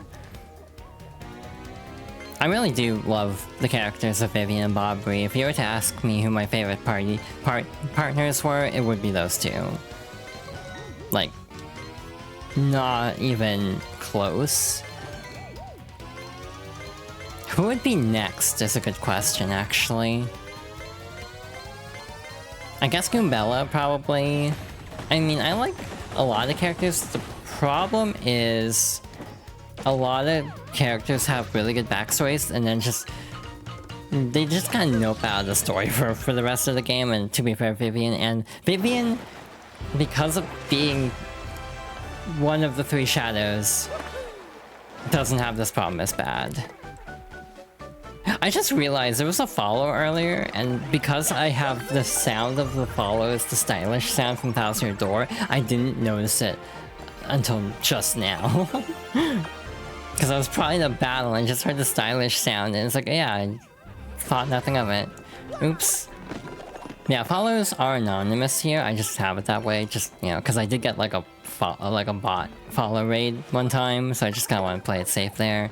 But the alert should still go off. Again, I'm just a little bit self-conscious about, not self-conscious, but try to be careful about that. Slept all day. Oh, God, I wish that was me. I could use more sleep. It's my own damn fault, to be honest. I should sleep more. To be real. Like, I could go to bed earlier than I do, and yet, you know. Imagine sleeping. Imagine dragons. It's really funny, because, like, my friends quote that all the time. I forgot that was from a fan dub. Until, like, very recently, upon rewatching it. It's like, oh wait, that is from a fan dub. Because... I don't know, I was just trying to make a reference, but... And also the group, Imagine Dragons. Group imagining the dragons. I don't know, I'm just saying things. What the hell am I doing? Bobbery is effective against these. Like... I like Koops a lot. I think he doesn't stand out to me as much because he shows up in Chapter 1. Goombella shows up a lot for me because I tattle everything. That's just my compulsive nature coming through. So I end up seeing Goombella a lot more of the main party members. Again, Vivian is one that actually has more plot relevance by nature of the three shadows. Again, originally the Shadow Sirens, but it actually makes sense that they're no longer the Shadow Sirens if Beldam's being a transphobe. So, it's one of those things where people got really mad at that change, and it's like... It makes sense, because the whole point is that she doesn't recognize Vivian as a girl, so why would they call themselves the Shadow Sirens? So, like, that was a change that's like, everyone got mad over it, and it's like, wait, that makes perfect sense to me, though. Like, very early on, it was noticed in, like, a, you know, gameplay video of the Boggly Woods that, like, they'd say something about, like, relationships... Beldam said something about relationship status withheld or something like that, and it's like... People were, like, massively coping that it wasn't gonna be that Vivian was trans in this translation. It was, like, wild seeing people, like, twisting themselves into a pretzel trying to explain how Vivian is probably not trans in this version. And then it turned out, oh wait, she's trans in this version? And it's like, well, y'all just kinda made yourselves look like assholes for nothing, I guess. It's one of those things I don't let that go very easily. When someone's like gonna show their true colors like that, where they're gonna be weird about trans people, I don't quite ever let that go. I may hold grudges too much, admittedly. However, it is true that I tend to not let major things like that slide. Like, I'll just always be a little bit wary. Again, I've been through a lot too, so that might be why I'm also very jaded about some things. Anyway, no ghost? Okay. No ghost, but like with Mario and the Megamind meme.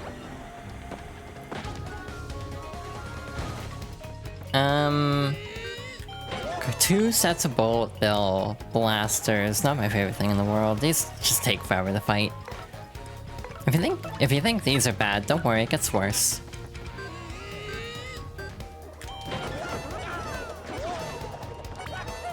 For me, I have the unique experience of already being profiled for one thing, and now it's just a case of being profiled potentially for something different.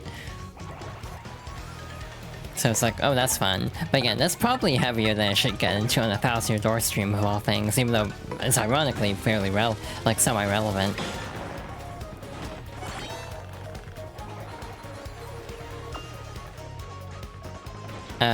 Yeah, apologies for the slightly heavier detour for that conversation. But yeah, see if we can get this roulette to work out. Nope. Color me surprised. Like, sometimes I wonder if, like, someone comes into the stream doesn't know me at all, like, what would they assume about me, based on, like, my voice? I mean, the model obviously gives a very... and the overall color palette gives a very distinct impression immediately.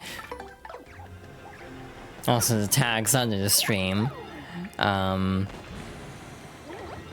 Like, there should be very little ambiguity here, and yet, I do wonder if, like, just hearing my voice, if people would assume...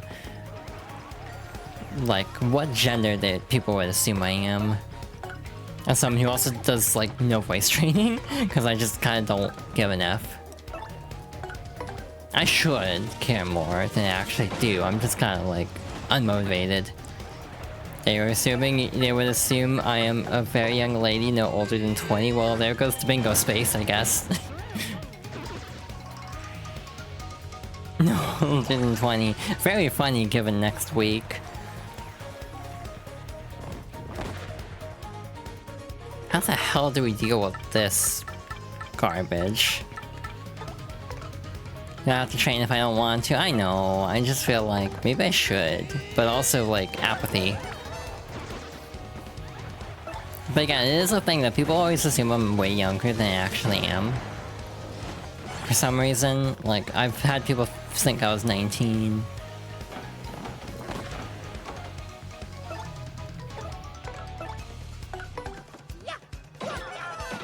I'm not sure why. What about me comes off as not that old? It may be a maturity thing, like I don't come off that mature. Or maybe people just have very specific ideas of their 30s in mind, and I don't fit that, because like, age is just a number, I don't really care. Also, I am, let's be real, I'm not the most mature person. Due to a lot of circumstances, I'm not entirely mature. I'm doing my best, but, you know, that is a lot of bob-bombs. A whole bob-bomb convention over here. I'm just gonna do this. I don't care. We're burning through star points, but we'll get another level by, the boss, hopefully. I got Yoshi out and everything and decided, nope, F that noise. The funny part is, I was saying, like, I don't give an F about... and then that just made me think of Idol again, so... the brainworms are brainworming. You're doing what you can? Aw, thank you. But yeah, I realized I picked up a new vocal stem of, an Idol song. Recently. I've been kind of hyperfixating on a specific song. I finally found a physical album of this album that's on, so that's why I'm hyperfixating on it. Which again, like I said last time, is very funny. That's like, oh, Taylor Swift is doing like a showgirl theme. It's like immediately hyperfixates on Nude by Idol. It's like, oh, that's very fortuitous timing.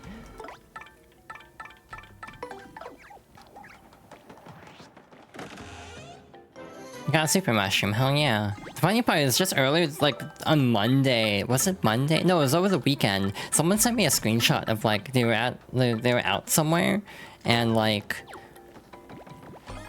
you got a P down, D up badge. Reduces the damage Mario deals and receives by 1. But, like, they were out and about, and, like, I don't know where they were, I forget if they mentioned, but, like, the music video for Nude just happened to be playing, and it's like, how does this song keep coming up for me this week? York. Oh, sweet, sweet salvation. I thought no one would ever come. I'd given up. What's that? Spare you the prologue, just cursed you already? Now, how did you know I was gonna do that? No, seriously, hang on a sec. Can't you just listen to my spiel for a little bit? I've been locked here forever, bored stiff, doing nothing but practicing this speech. Huh? I'm already the 4th cursing chest you've met? Are you serious? So, you're saying you know exactly how this is all going to turn out?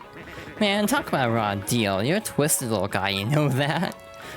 Okay, fine. I get the picture, okay? Sheesh, all I wanted was to see the face of some unlucky soul when it popped out. Is that too much to ask? No? Anyway, what are you waiting for? Just open it already. You know what the key looks like, Mr. Seen It already? Some ghost here has it. So just beat him and get it, and we'll get this farce over with. Come on now, I'm waiting. This is so funny. Like, just cut to the chase here, and it's like, god damn it, I had a moment planned out and it's ruined.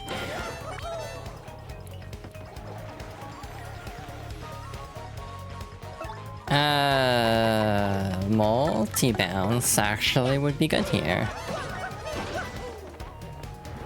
But yeah, that's been my latest hyperfixation. Though I actually have been really fixating on Neverland, which was on Ice Way.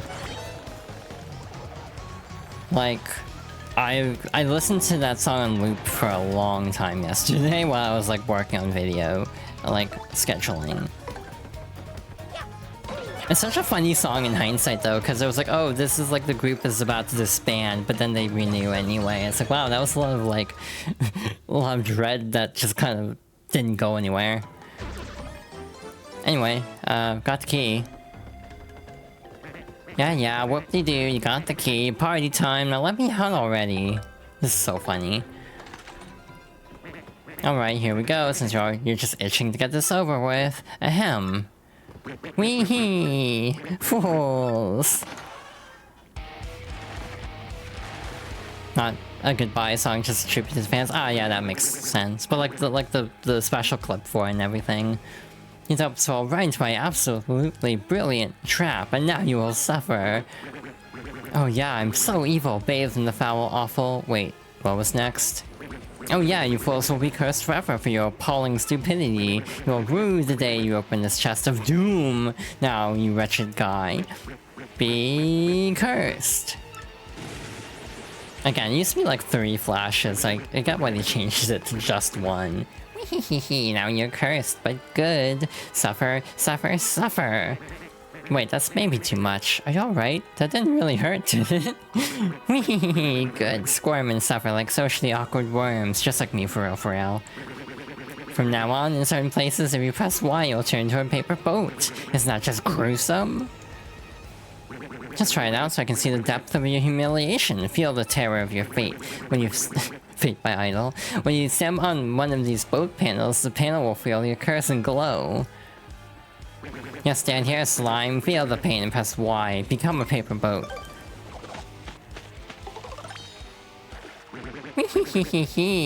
Oh yes, such suffering. You feel the horror? Now you're a piddly little boat. You float on the water and people will laugh at you. You'll be spit upon. I'm surprised they kept that in, but it only works in certain places, so don't worry, it's not too bad.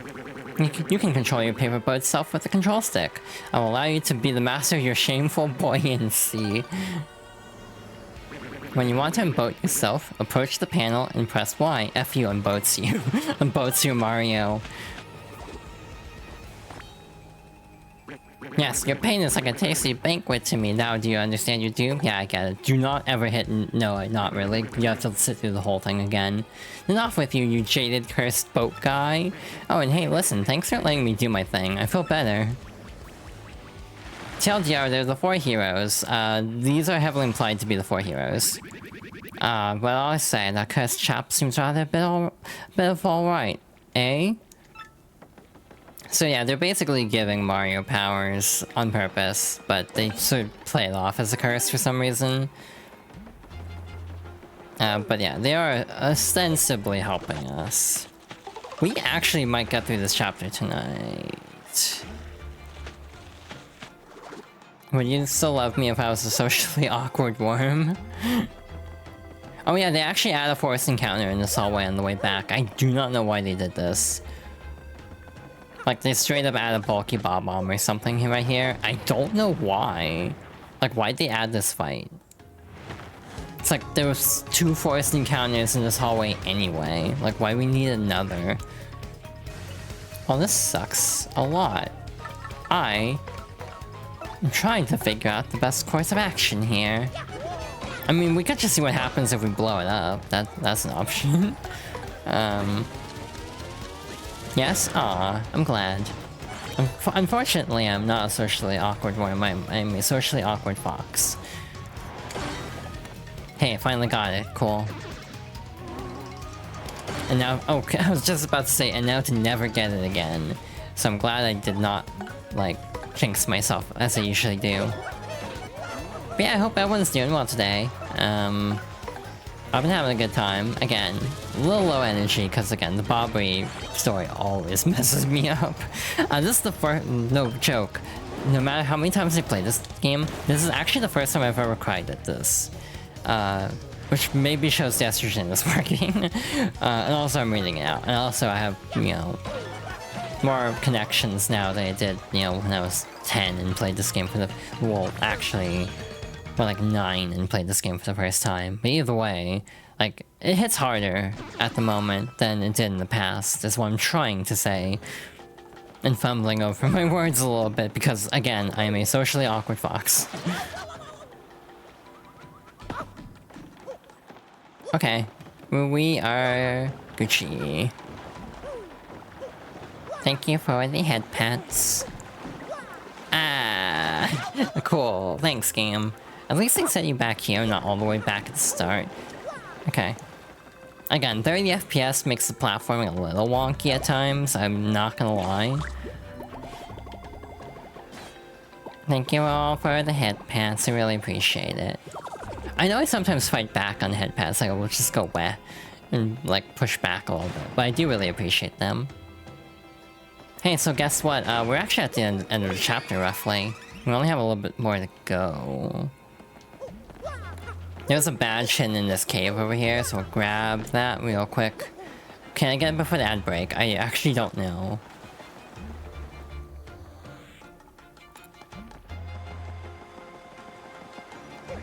Wow, I almost ran straight into the water again.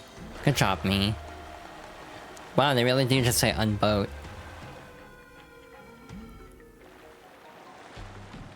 Okie dokie. Just gotta slip in here and get this badge and we'll call it there. For this session, and then we'll come back for one more. You gotta defend plus P badge. Boost your partner's defense by 1.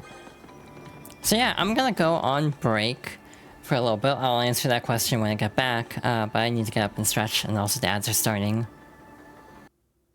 Well, that was very good timing as the song was ending, so we're gonna pause that, quickly hop back to the game, and try to finish up the chapter. We have a lot left, so we'll have to see how this goes. I'll also reset tracking, as I usually do, because it gets a little bit rough when I stand up.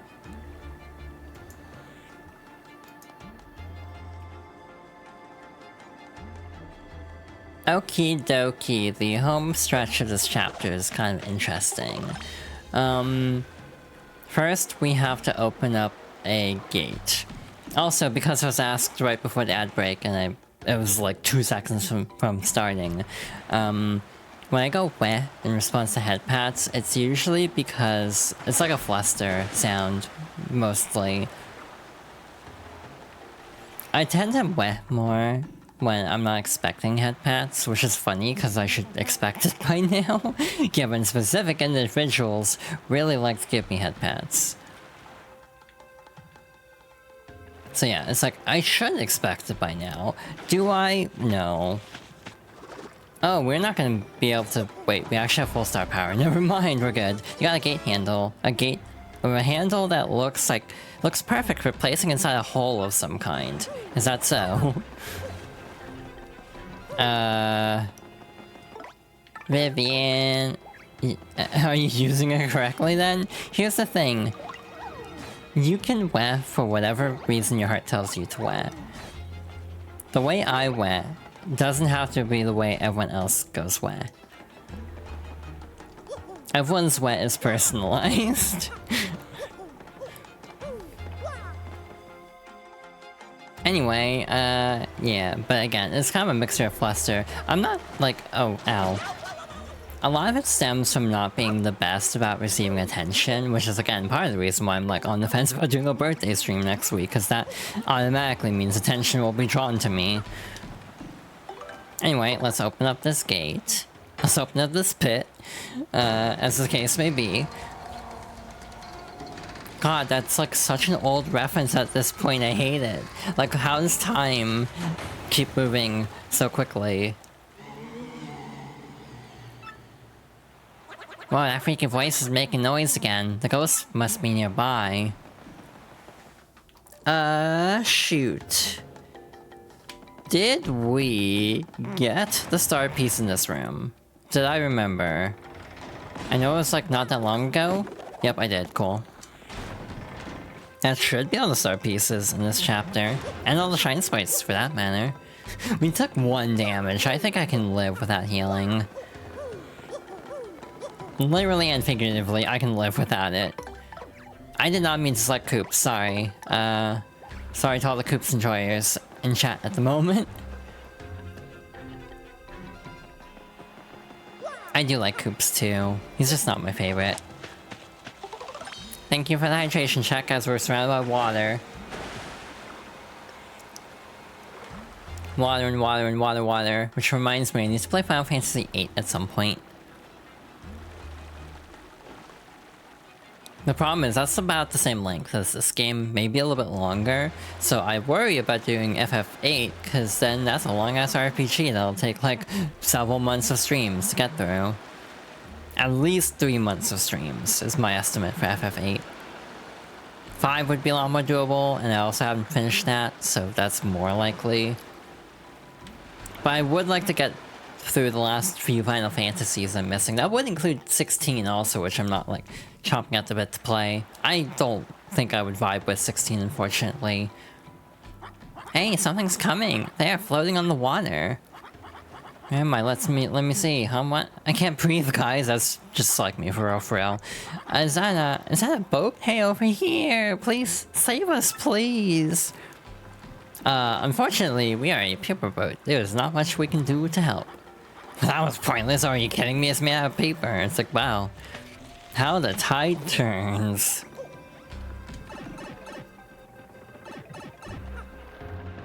We got a little platforming section here. Yeah, we're actually making good time through this chapter. I'm very happy. I still don't know if we'll finish it though, because we still have like 2 boss fights left. Let alone the Peach segment is really goddamn long this time. It's very notorious too. Definitely awakened something in some people. I think that's a safe guess about the next Peach segment. My VTuber feels really off-center, as in, like, the ears keep clipping, so I'm gonna reset this while we wait for this cutscene to play out. There we go. That's a little bit better from the looks of it. Okay. This is correct. Cool. Did I get the close one? No, I didn't. I got the far one first. Look at me, using my brain. I can think sometimes. I just can't think while playing Balatro. I go real no thoughts head empty when I play Balatro. Hey, we can cross over now. Hey, what are we waiting for? Let's go. There they go. All the toads. And hey, look, some familiar faces.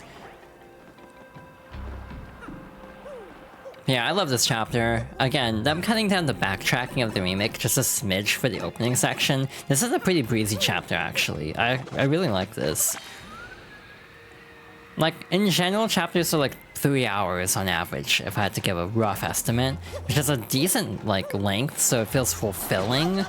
But also doesn't take 50 million years. Super Paper Mario's chapters, I think, might be a little bit too short by comparison. Anyway, here we go. I don't know how you did it, but you saved us. We came here looking for that pirate treasure, and then, well, our ship got surrounded by ghosts out in the ocean, and we all ended up here. Hey, aren't you Mario? It's me, Don Pianta's daughter, Francesca.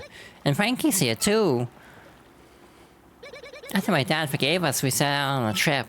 The ship we were on got a little too close to this island. Now look at us.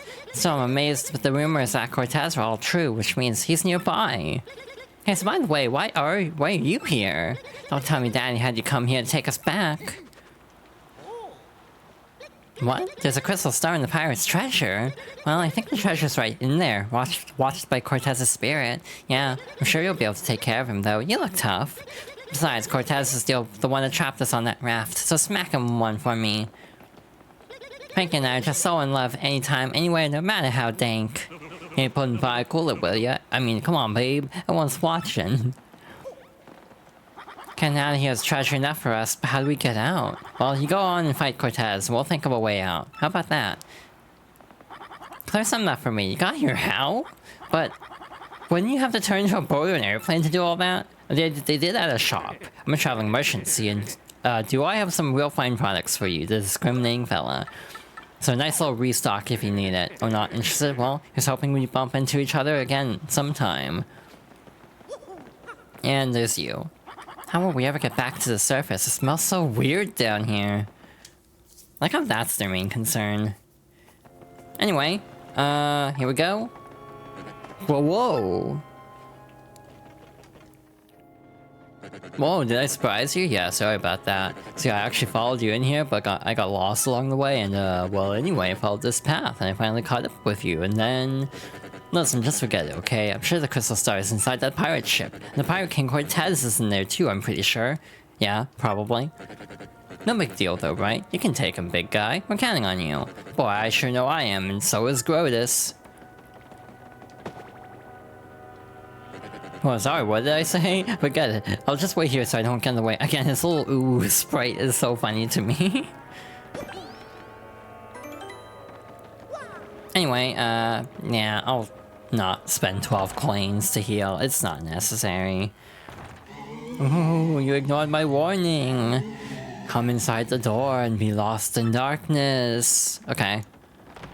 I bet I can take him in a fight. Come into my...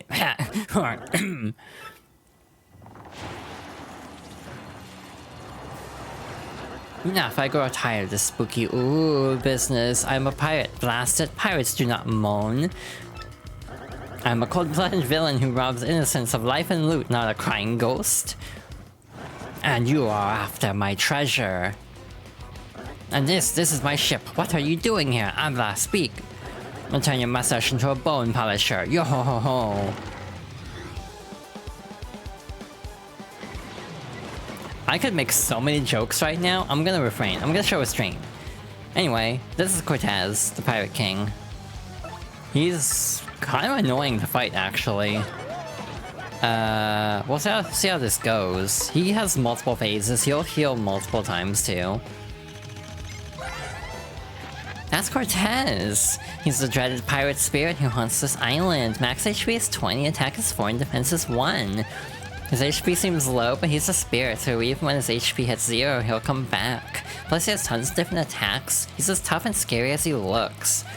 I'd say just keep damaging him, and sooner or later he'll go down for good. Let's give this tormented spirit some internal rest. Yeah, Aiden? Uh-huh.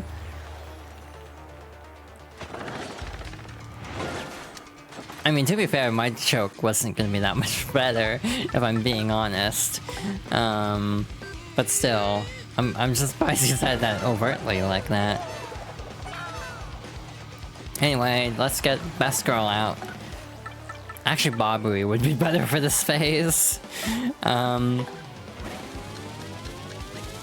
So, like, I was just gonna, like, with Cortez saying pirates do not moan, I was just gonna be like, I mean, I've been on the internet long enough that I disagree.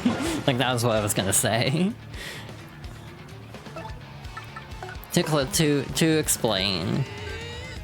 See, my thing is, I will have unhinged, like, jokes to make about situations, but at least we'll stop and think, should I actually say it first? And then decide to say it anyway, usually.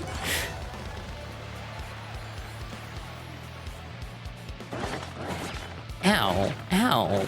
Owie. Ouch. Ow. That sucked. Anyway, thanks, Marley. We don't need your help. He has 2 HP left. Thanks. Again, the double EXP, it feels so much rarer than in the original, and that makes me sad, because I love getting double EXP from Marley. Bye-bye! Of course, it's not that easy. He'll just pop back up in a new form. We didn't get star points telling you, hey, we ain't done yet. Do we actually have to tattle him every time? Thank God, okay. I was really worried we would have to tattle him every single time, and that would have been annoying and silly. But you never know with this game. Hey, Luigi's here. I thought he was supposed to be at Chazapaz Island. you know, auditioning for a movie, I'm pretty sure, or play. That's an attack boost, isn't it? Ew. That's a lot of attack. What was that sound I just made? So we can hit his little ball here. Yeah, that doesn't work on Cortez, but Vivian might be able to finish him off. Oh, she can't target the orb. Well, the fire is gonna kill him, that's fine. It's so funny that we won the Dupless fight with just the burn. That was so funny. How? Like, literally the funniest way to have won that fight. I'm so glad that happened. The other funny thing is, I think on my first playthrough of the remake, a bucket hit Dupless and that won the fight. So that is also a very funny way to win. Hello. We are not done yet, because now his weapons are sentient. I think he also will eat audience members at a point too, so we have to be careful about that as well. Spoilers, I guess. He will probably try to eat the souls of the audience. There we go. Burn is very good though. If you can land a burn, it's actually very effective. Ow. Wait, no, is he gonna eat Luigi now that I think about it? Because that's gonna be really interesting if that's actually what happens.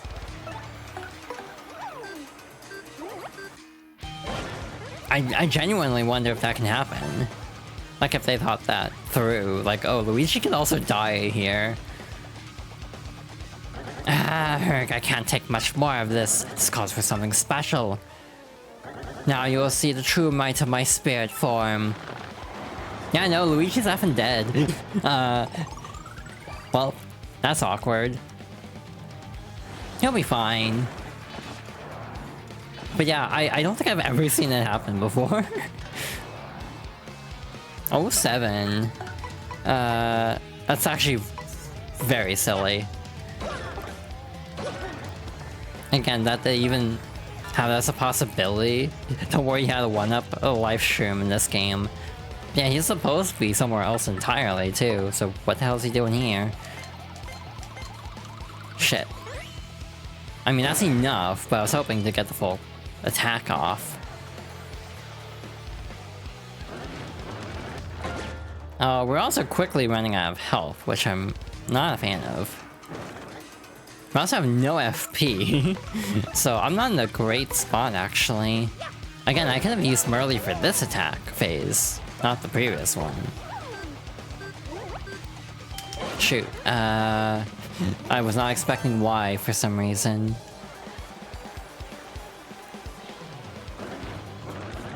You can super guard a lot of this stuff, I just don't know how.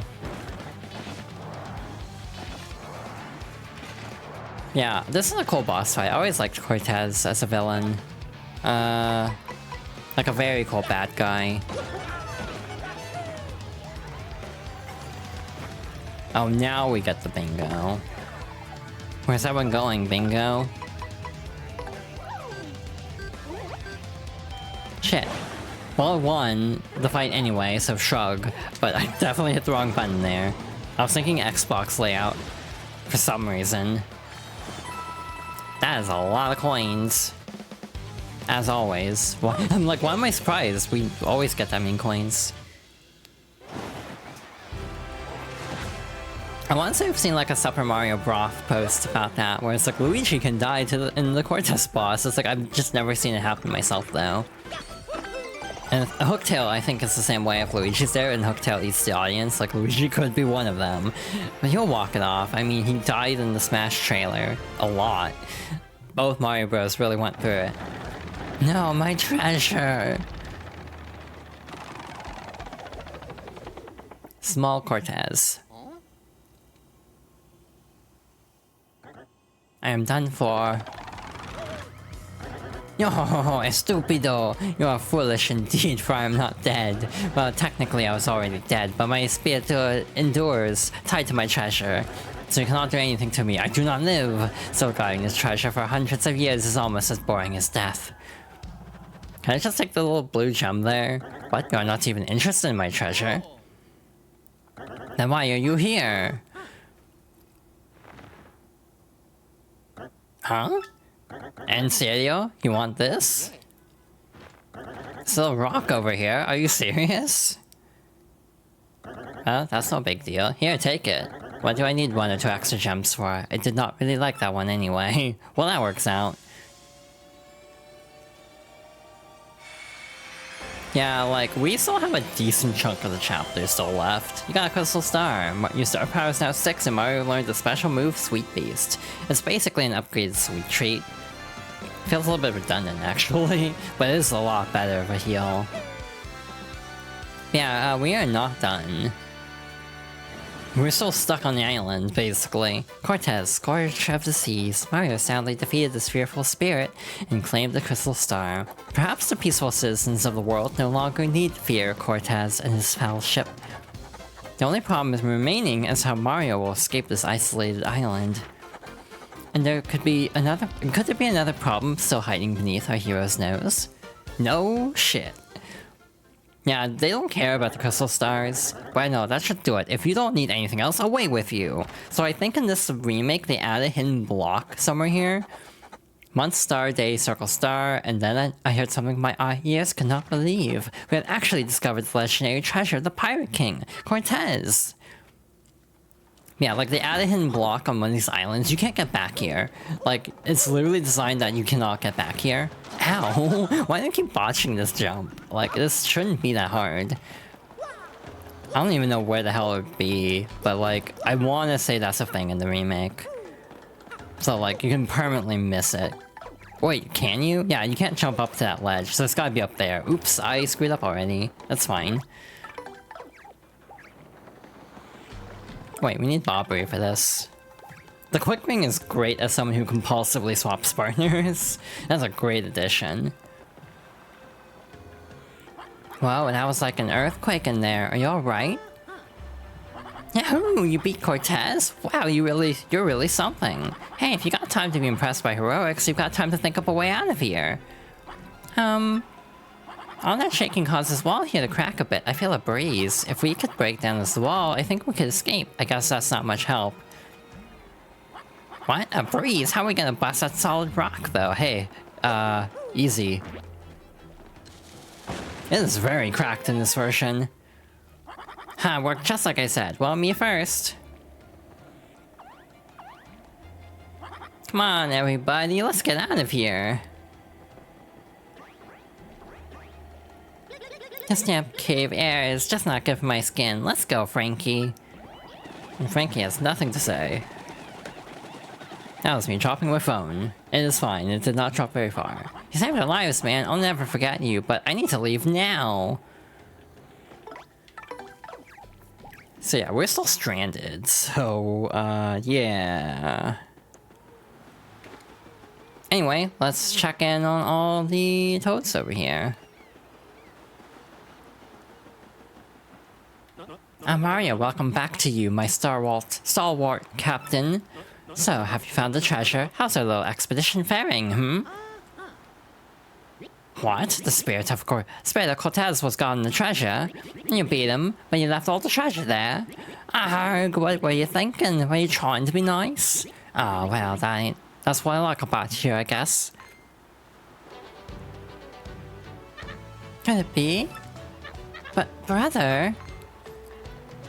what are you doing here?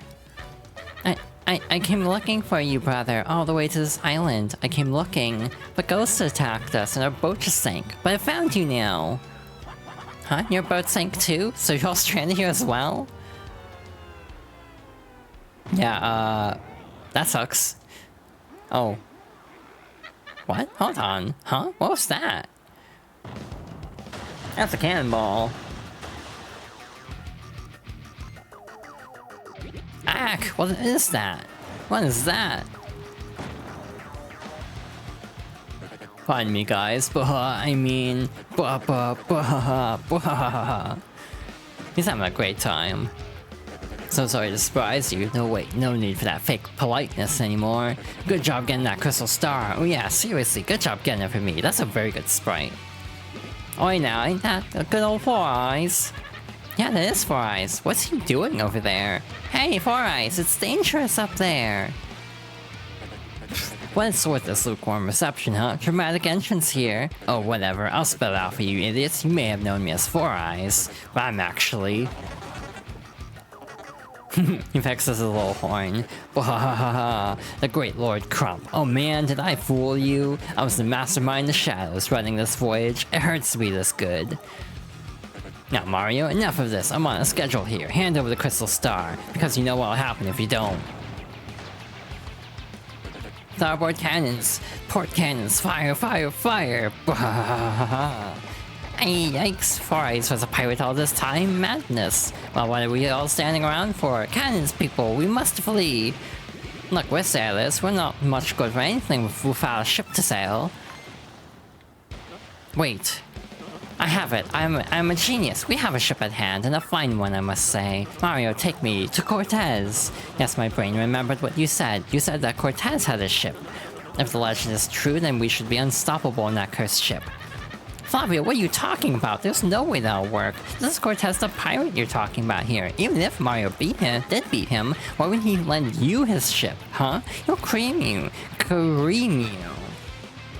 Hey, I may be a coward and a cad, but I still lead you. I have a duty to protect. At least he's self-aware. We'll be cannon fodder if we sit and wag our tongues. We must at least try, Cortez. I want to hear no complaints. I'm your leader, and I will negotiate with this Cortez. Now, Mario, take me to this pirate scum this instant.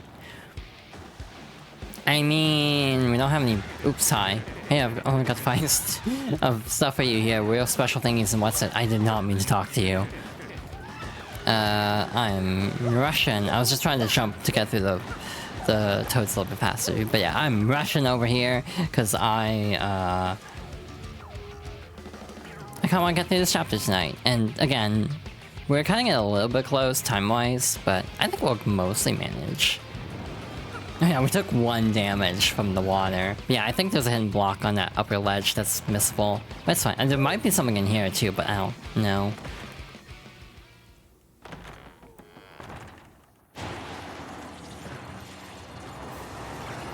Ooh. Oh, what? It is you again. Did you forget something?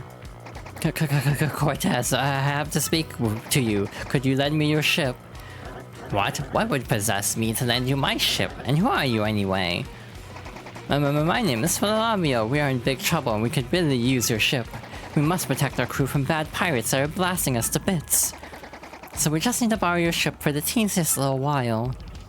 What are you talking about? I do not rent this ship for pleasure cruises. And even if I would lend it to you, this ship is Magica, and it cannot move now. The key to powering this ship is the mystical Skull Gem. The Skull Gem? You mean this? You have the Skull Gem. Yes, I do. So, alright, what do you say to this proposition then? Take the gem handed down through generations of my family and lend us your ship. I think that is a pretty fair idea, do you not think, Cortez, old friend? Old friend, your ancestors stole that gem from me, you strutting peacock. You must be very brave or very foolish to ask such a thing of me. I should turn you into a piñata and throw a party on the beach. Wait just a moment. Do not make me have Mario trounce you again. While he fights you, I'll throw this stone into the sea where you will never find it. How would that be? Urgh, you rattle my bones, Senor Peacock. Bueno, egal, fine, take it. I accept your bargain. Now be very careful with that gem. Check and mate, Flavio, I did not make my fortune by failing a negotiation, no. You can talk your way through any deal I say, now you take this. It never really occurred to me, it's like, damn, this is like commentary on colonialization. My precious black skull will sail the seas again. I was getting quite annoyed by the sound of cannons outside anyway. Now I can really stretch my bones and wreak havoc on the seas like in the old days. So Mario, feel free to thank me anytime for saving us all, but for now, we sail. He's so smug. Oh, we just leave? Okay. I forgot that it didn't immediately go into a cutscene, to be honest. Hey, we're coming too. Let's take them. Come on. Oh, for one, guys. Oi, oi, letting old Flavio Fancy Pants hog the glory. Come on, Captain Stash. It's been a millennium since I gazed out upon the sea. Come to the open waters. I assume he's bound to the ship. Because, like, otherwise you probably could have gone outside. But even then, like, he's still just stuck inside. I got ammo to spare. How's that for boom boss a boom? You fire cannons here without my permission. You have nerve, mortal.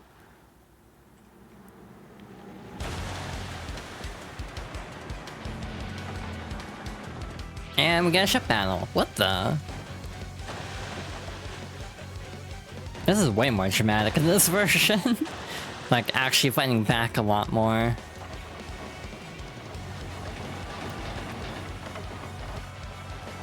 And there they go.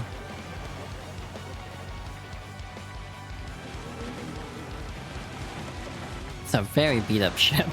I mean, it's a ghost ship, it makes sense. And yeah, all the ghosts are helping us too.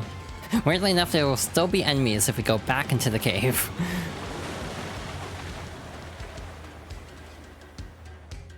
Grr, I'm gonna sink this ratty old ghost ship to the bottom of the ocean. Hear my voice, spirits, take their ship and show them the meaning of fear.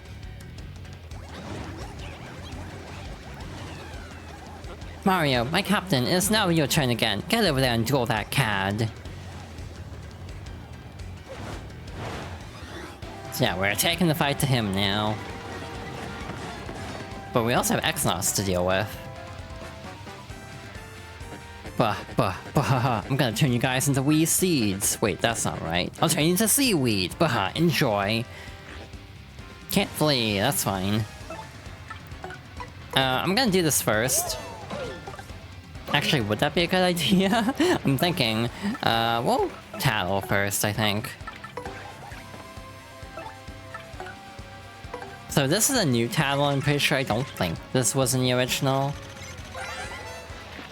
As an X-Naut platoon, Crump commands them all. Where'd they come from? Their max HP depends on their condition, but their attack is 5 and defense is 0. They're gonna come at us with coordinated group maneuvers, I'm sure. But they're pretty wimpy, so we should be able to handle it, don't you think? What the hell did I do for my first turn? I don't remember. That's really sad, actually, how bad my memory can be sometimes. Okay, I still don't remember the super guard timing in this remake. I actually don't remember if they give star points either. A lot of the, like, horde enemies don't usually, so we'll assume they don't and just carry on as normal. Focus on Crump himself. That's Lord Crump, not this guy again. Ugh. Max HP is 30, the attack is 3 and defense is 0. He just attacks normally, so don't worry much about him. But those X-Nauts all around him are a force to be reckoned with. They're going to attack us with all kinds of weird moves. I can just feel it. If we take out their leader, though, they won't have the focus to attack. Get Crump! The audience is all X-Nauts, which I actually don't like. I kinda wish there were some of the ghosts or, like, toads in the audience. But I guess it actually makes sense because we are on the X-Naut ship right now. So yeah, this does actually, you know, logistically make sense. Yeah, they don't give star points, so we'll just move on with our lives. At some point he'll reorganize. Bahaha, you're not gonna get off that easily, losers. Let's see how you like this. X-Nauts. Oh, this attack sucks, and Mario's kinda hurting, so we'll see how this goes.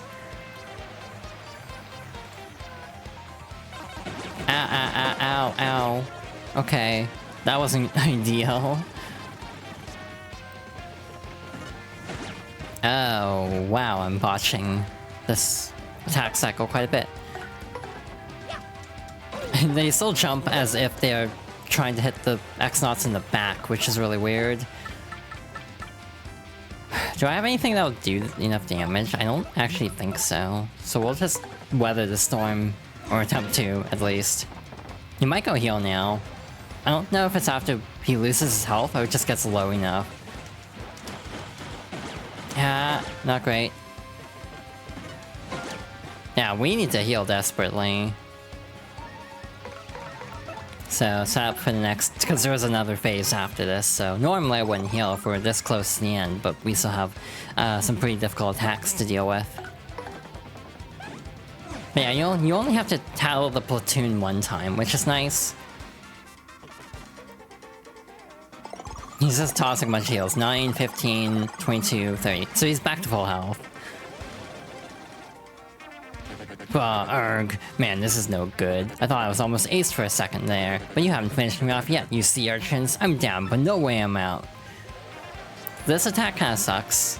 To dodge. Does it hit both ways? I'm trying to remember. Nope, just once.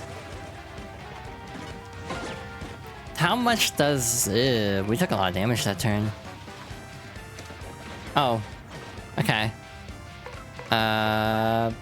Pulling out. Wait, we have Art Attack. I'm silly.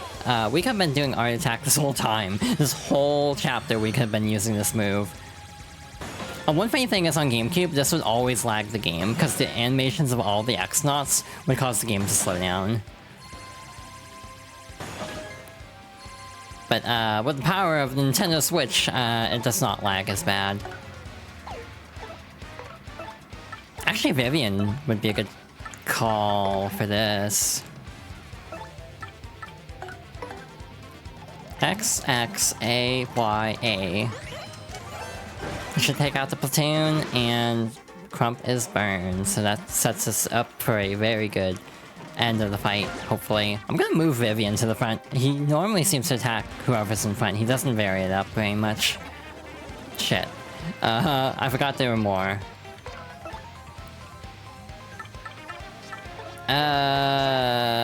Thinking. Trying to do really quick math. This should work, right? This will do 6, and then the fire is gonna finish him off. So yeah, this will work.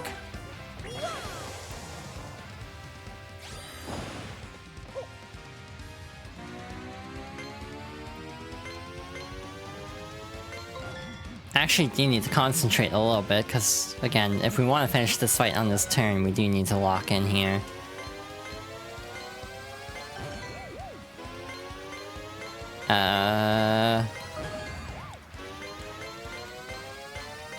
There we go.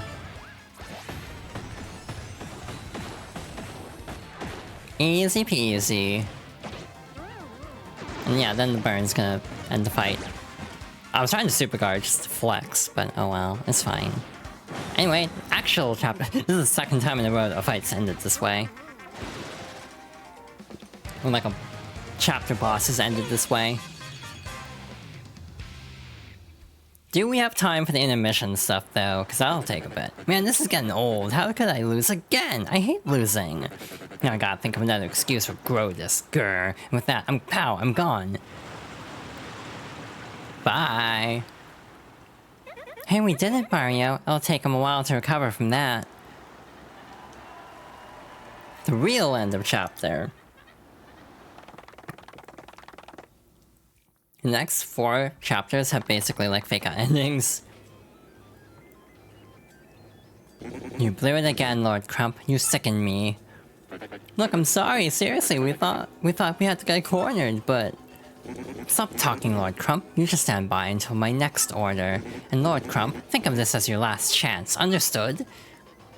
Roger that. Then you're dismissed. Hey, you there. What is it, sir? Tell the 3 shadows to attack Mario again, and tell them not to fail this time. You got it, sir. Sometimes he'll just say dude, to the point where I picture all the X-Nauts kind of being, like, Callie. I have 1 crystal star in my hands, and Mario has 5. I must take some measures. So he's plotting. Tech called me in here again. I wonder what it is this time. Tech? What was that noise? What was that noise you? What's wrong? I must request that you do something a bit more dangerous this time. Dangerous? I would like you to sneak into Sir Grodus' room and look for a data disk. A data disk? Why would you need that? Although I can view all data on the network, I am unable to access the data of computers that are not linked to the network. Sir Grodus has information that even I am unable to view. But I must know it. I must know that information. But how will I get in there? Will I be disguised again? Not this time. No one other than Sir Grodus can enter his room. When Sir Grodus is elsewhere, there is a guard outside that room that permits no entry.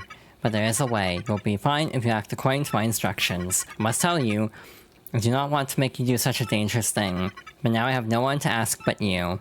I don't mind tech, really. Ask me anything. Well then, first leave the room and take the elevator up as you did earlier. You can't actually walk around in this room as Peach. A lot of Peach's sections are very automated in this game. And again, I feel like she had a lot more autonomy in 64 than Thousand Year Door. Again, it was just her and Twink just kind of finding secrets on their own without, like, tech telling Peach what to do in this game. You'll first go in the opposite direction of Sir Grodus' room, exit the elevator, and enter the room with the green lamp lit above it. This is a very iconic moment, I would say, for interesting reasons. They attempted to rewrite this a little bit to make it a little bit better, in terms of overall vibe. Now we will have you concoct a potion that will make you transparent. You mean a potion that makes me invisible? That is what he said, yes. Yes, you will enter Sir Grodus' room by becoming completely invisible. Wow, okay, how do I make it? You must first set all the potions on the desk in the concoctionator. It is that machine in the back, but even I do not know which potion to set where.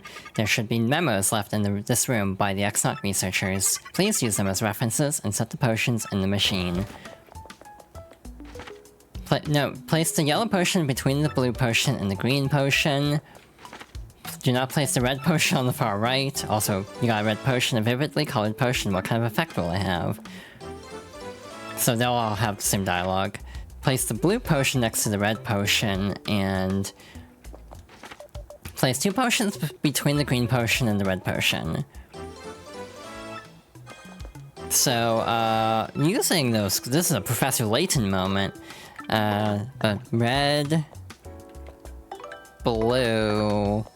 Yes, I have a guide up. Yellow and green. I also need to get a timer up of all things. Are you sure they're placed to your liking? Just making sure. That should be correct. Very well. Then please cue the button on the control panel located on the left side of the room.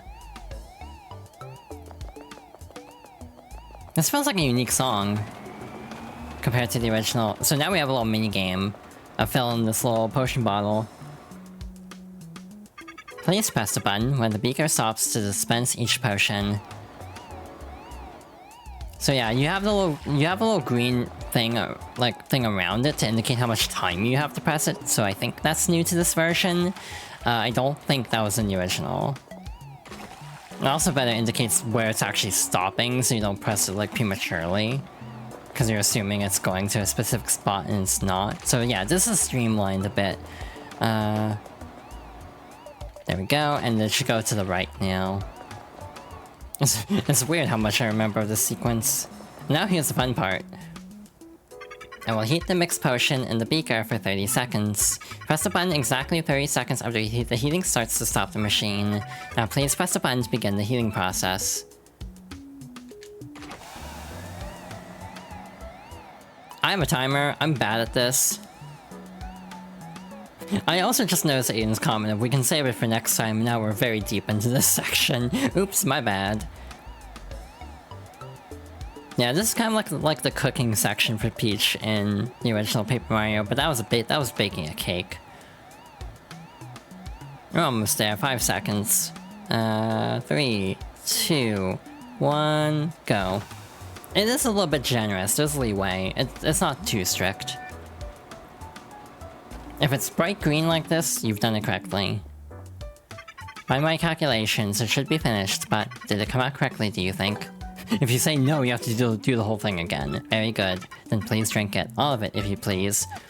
What? Drink this? Is it safe? It smells really funky. Please, you must drink it. You get various other effects if you do it wrong, by the way. You have done it. You have successfully made yourself transparent. Congratulations. However, I have detected a tactical error. The potion was not designed to make the dress invisible as well. Alright, of course. So Peach volunteers herself, which is different, and the original tech tells her to take off her dress. So they did change this a little bit. Oh wait. I should have my dress so it doesn't get discovered. When you go into Sir Gros's room, locate the disc with the recorded data, then connect to the network. I will explain in further detail when you're in Sir Gros's room. Once you are finished, please come back to this room. I'll teach you how to make yourself normal again. Jeez, this is kind of a complicated plan, huh? I suppose. Now please go to Sir Gros's room. So yeah, you actually have footsteps in this version. What? Okay, that was creepy. Why did the doors open even though there's no one here? Malfunction? Or am I just totally losing it? You can't talk to anyone for obvious reasons. But yeah, you have little footsteps, which is kind of a nice little added detail. And then we get this little sneaking music too. But yeah, you can't get into Gros's room. Disguise as an X-Naut, you have to do it this way. That's a Yux. I hate this kind of Yux. We'll find out more about them later. Because they can go to hell. This must be Gros's room. Now where's that disc? Again, a case where the actual water lighting affects the room lighting. Found it. This must be it. That's a Famicom disc. You got a data disc. A disc from Gros's room. What kind of data is on it? Then please insert that disc into the computer in this room and connect to the network. This is literally a Famicom disc system. Alright. Voila. You got the original startup for the Famicom disc system. I did it! Yes, I did it! It's working! Yeah, you originally had Mario and Luigi like hitting the little sign. So a very specific Easter egg, given that this was a Japan-only accessory to the NES. Looks like it's all done. If I put that disc back where I got it... Like the little yellow eject button and everything. There, like I was never here. You can even see the carpet move to like her footsteps, which is a very good detail. Did they actually make you go all the way back? Because like the previous one with the X-Naut disguise, they don't make you actually walk all the way over. This one actually does. I always thought this was a very interesting section of the game, that they got away with this. Like, it's very fascinating that this was something like this was included in this video game. Thank you, Princess Peach. I was able to obtain the data I desired. Is that right? Well, I'm glad. Now I will teach you how to become visible again. It is quite simple, actually. Merely drink the green potion. You will revert to normal instantaneously. Okay, just hang on 1 minute. Yeah, Peach needs to put the dress back on before becoming visible. The game's rating would go up considerably otherwise. Okay, now I'm ready. Let's see here, the green potion, right? What a relief, I was kind of worried that I might never become visible again. There was never any danger of that. Now please return to the computer room. I like how you can actually see Peach's reflection when she's invisible, and it's just the dress and crown, and not, like, anything else. Like, they actually take that into account for reflection. So by the way, Tech, what was that data? I'm still analyzing it. The data is heavily encrypted, but if my prediction is correct... If it's correct, what? No, I cannot afford any mistakes or assumptions. I will let you know when my analysis is complete. Now please use the communicator if you wish. Okay, you'll tell me when you decipher the data, huh? Good, then I'll use the communicator. Thanks.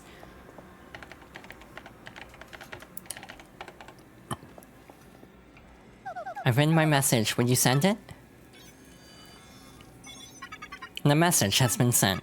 We are done for now. Please go back to the room. Okay, take care, Tech. Thank you, Princess Peach. Why, you're welcome, Tech. Does this count as Stockholm Syndrome? Princess Peach, I will protect you. Like, the implications of this whole thing is rather fascinating, actually. Anyway, we're in Twilight Town now. Bowser's basically one step behind Mario.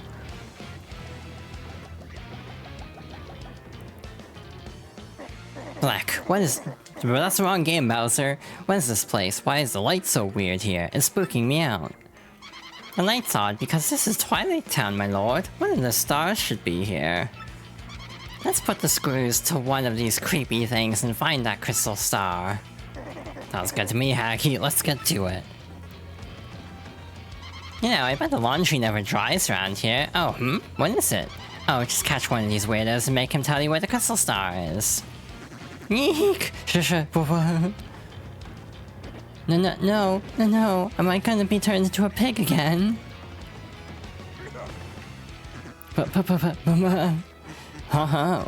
Crystal Star, I have no idea. Really, but please spare me.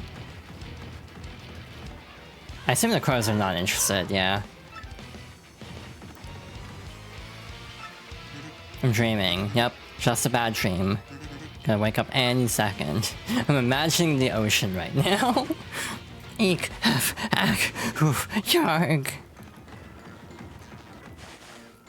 Anyway, hi. Oh man. I'm pretty sure Baldem said she lost her super bomb somewhere around here. This stinks, really. This whole deal is extremely bad. I gotta cowboy up and make a serious comeback or else.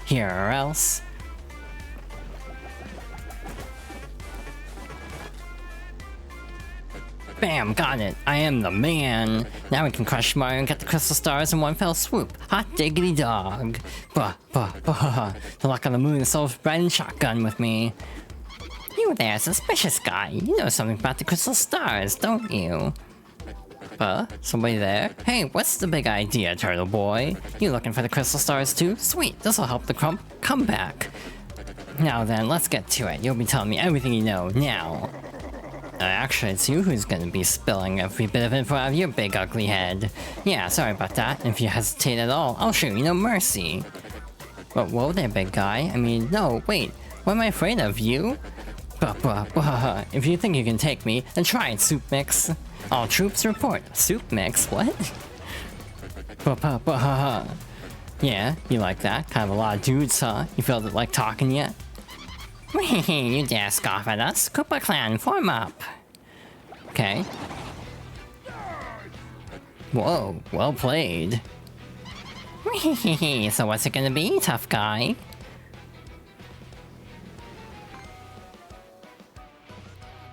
Oh, I gotta laugh. What a perfect time to have one of these babies handy. Sorry, suckers. Eat this, turtle dolts. Super bomb. Oh yeah, it's broken. Incoming! Huh? That was it? That was your big weapon? It didn't even go off. This is how you do it, amateur. Watch and learn. Bowser, you dumbass.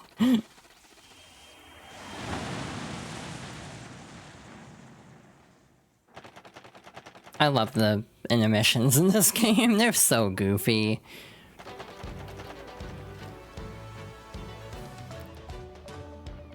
You have distinguished yourself in battle, excellente amigo. You are worthy in my eyes. You may use this ship, the Black Skull, anytime you like. Many thanks to you. This ship can get us back to Rogueport in no time. Let us get away from this coconut pit and back home. Home, everybody. I can't wait to get home. We've been looking forward to this for so long. Returning home alive is all the treasure I need, for real. Now, get this boat moving. That is all there is to it then, am I not correct? To see, Captain Mario. Mario! We're gonna stay here. It's been tough at times, but I think we like this place. Yes, I think we can make a fine life here with my sweet Frankie. Hey Mario, give my regards to the boss, will ya? Yeah, I'm gonna stay here. This is a nice place to live without any ghosts, eh? Sure they'll be alright here, don't you think? Let's leave, Mario. Parados amigos, cast off! And away we go, and we never actually have to use the boat again, because we actually get a warp pipe after this. Again, you'd actually get the warp pipe later in the original, I'm pretty sure. So, yeah, you would actually have to sail back. Month, star, day, circle, heart. And thus our adventure came to an exciting end, The ship sailed smoothly onto Rogueport, and soon we saw the harbor off our bow. I did not find treasure, but I am satisfied nonetheless, strange though it sounds, for I found something even more precious than doubloons, yes. Even now I hear the crew readying to dock. The time is ripe to close this journal. To all who wander the seas, Flavio's blessing upon you. He can't do anything without being theatrical as hell. And last we return, slathered in glory, to my hometown, sweet Rogueport. Of course, it's only because of my courageous efforts that we return at all, But of course, you all know that, and know it well. Yes, yes, Master Flavio. Now, please excuse us. Perhaps chance will bring us all together again someday. But what? Hey, where are you? You're leaving already? Oh, that was harsh. Such is life, Captain Mario. You're anxious to continue your own adventure also, One day you may surpass the great and fabulous Flavio, and greatness and fabulousness is not likely, I assure you, but you should, how you say, shoot for the stars, About that. If ever you should reach... Un momento, that reminds me. If you ever get the urge to return to Keelhaul Key, just say the word, see? I will send you to the Isla faster than the fastest winds can blow. Yes, yes, you giant skull, you. Your time in the spotlight is done. Get over yourself. Ahem. Well, my adoring fans have gone, so I will be excusing myself now as well. If you see me in town, I would permit you to say hello to me. May we meet again, So Mario, don't you think maybe we should go too? Maybe go to the door? Please let me save before the email. Cool. Good, because we have a minute before ads start. Hell yeah, we got through all of Chapter 5 tonight. That was much better progress than I was thinking. I thought we'd get to the boss and have to call it. Yeah, I love that chapter. 4 and 5 just hit a certain spot for me, even though they definitely have some rough edges. I do greatly appreciate both chapters on an emotional level and a character level.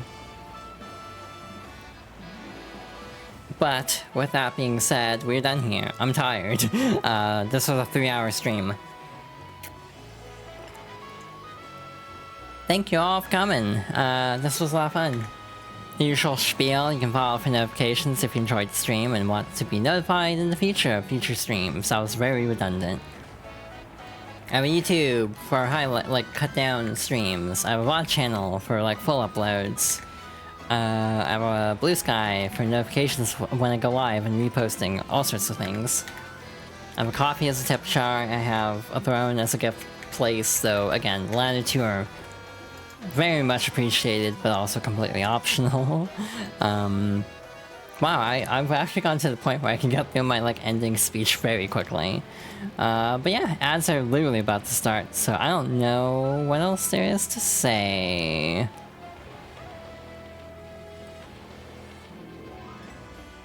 Yeah, thank you all for watching. We'll be back on Monday, potentially with something special. So, yeah, look forward to that. Good night, everybody. Take care.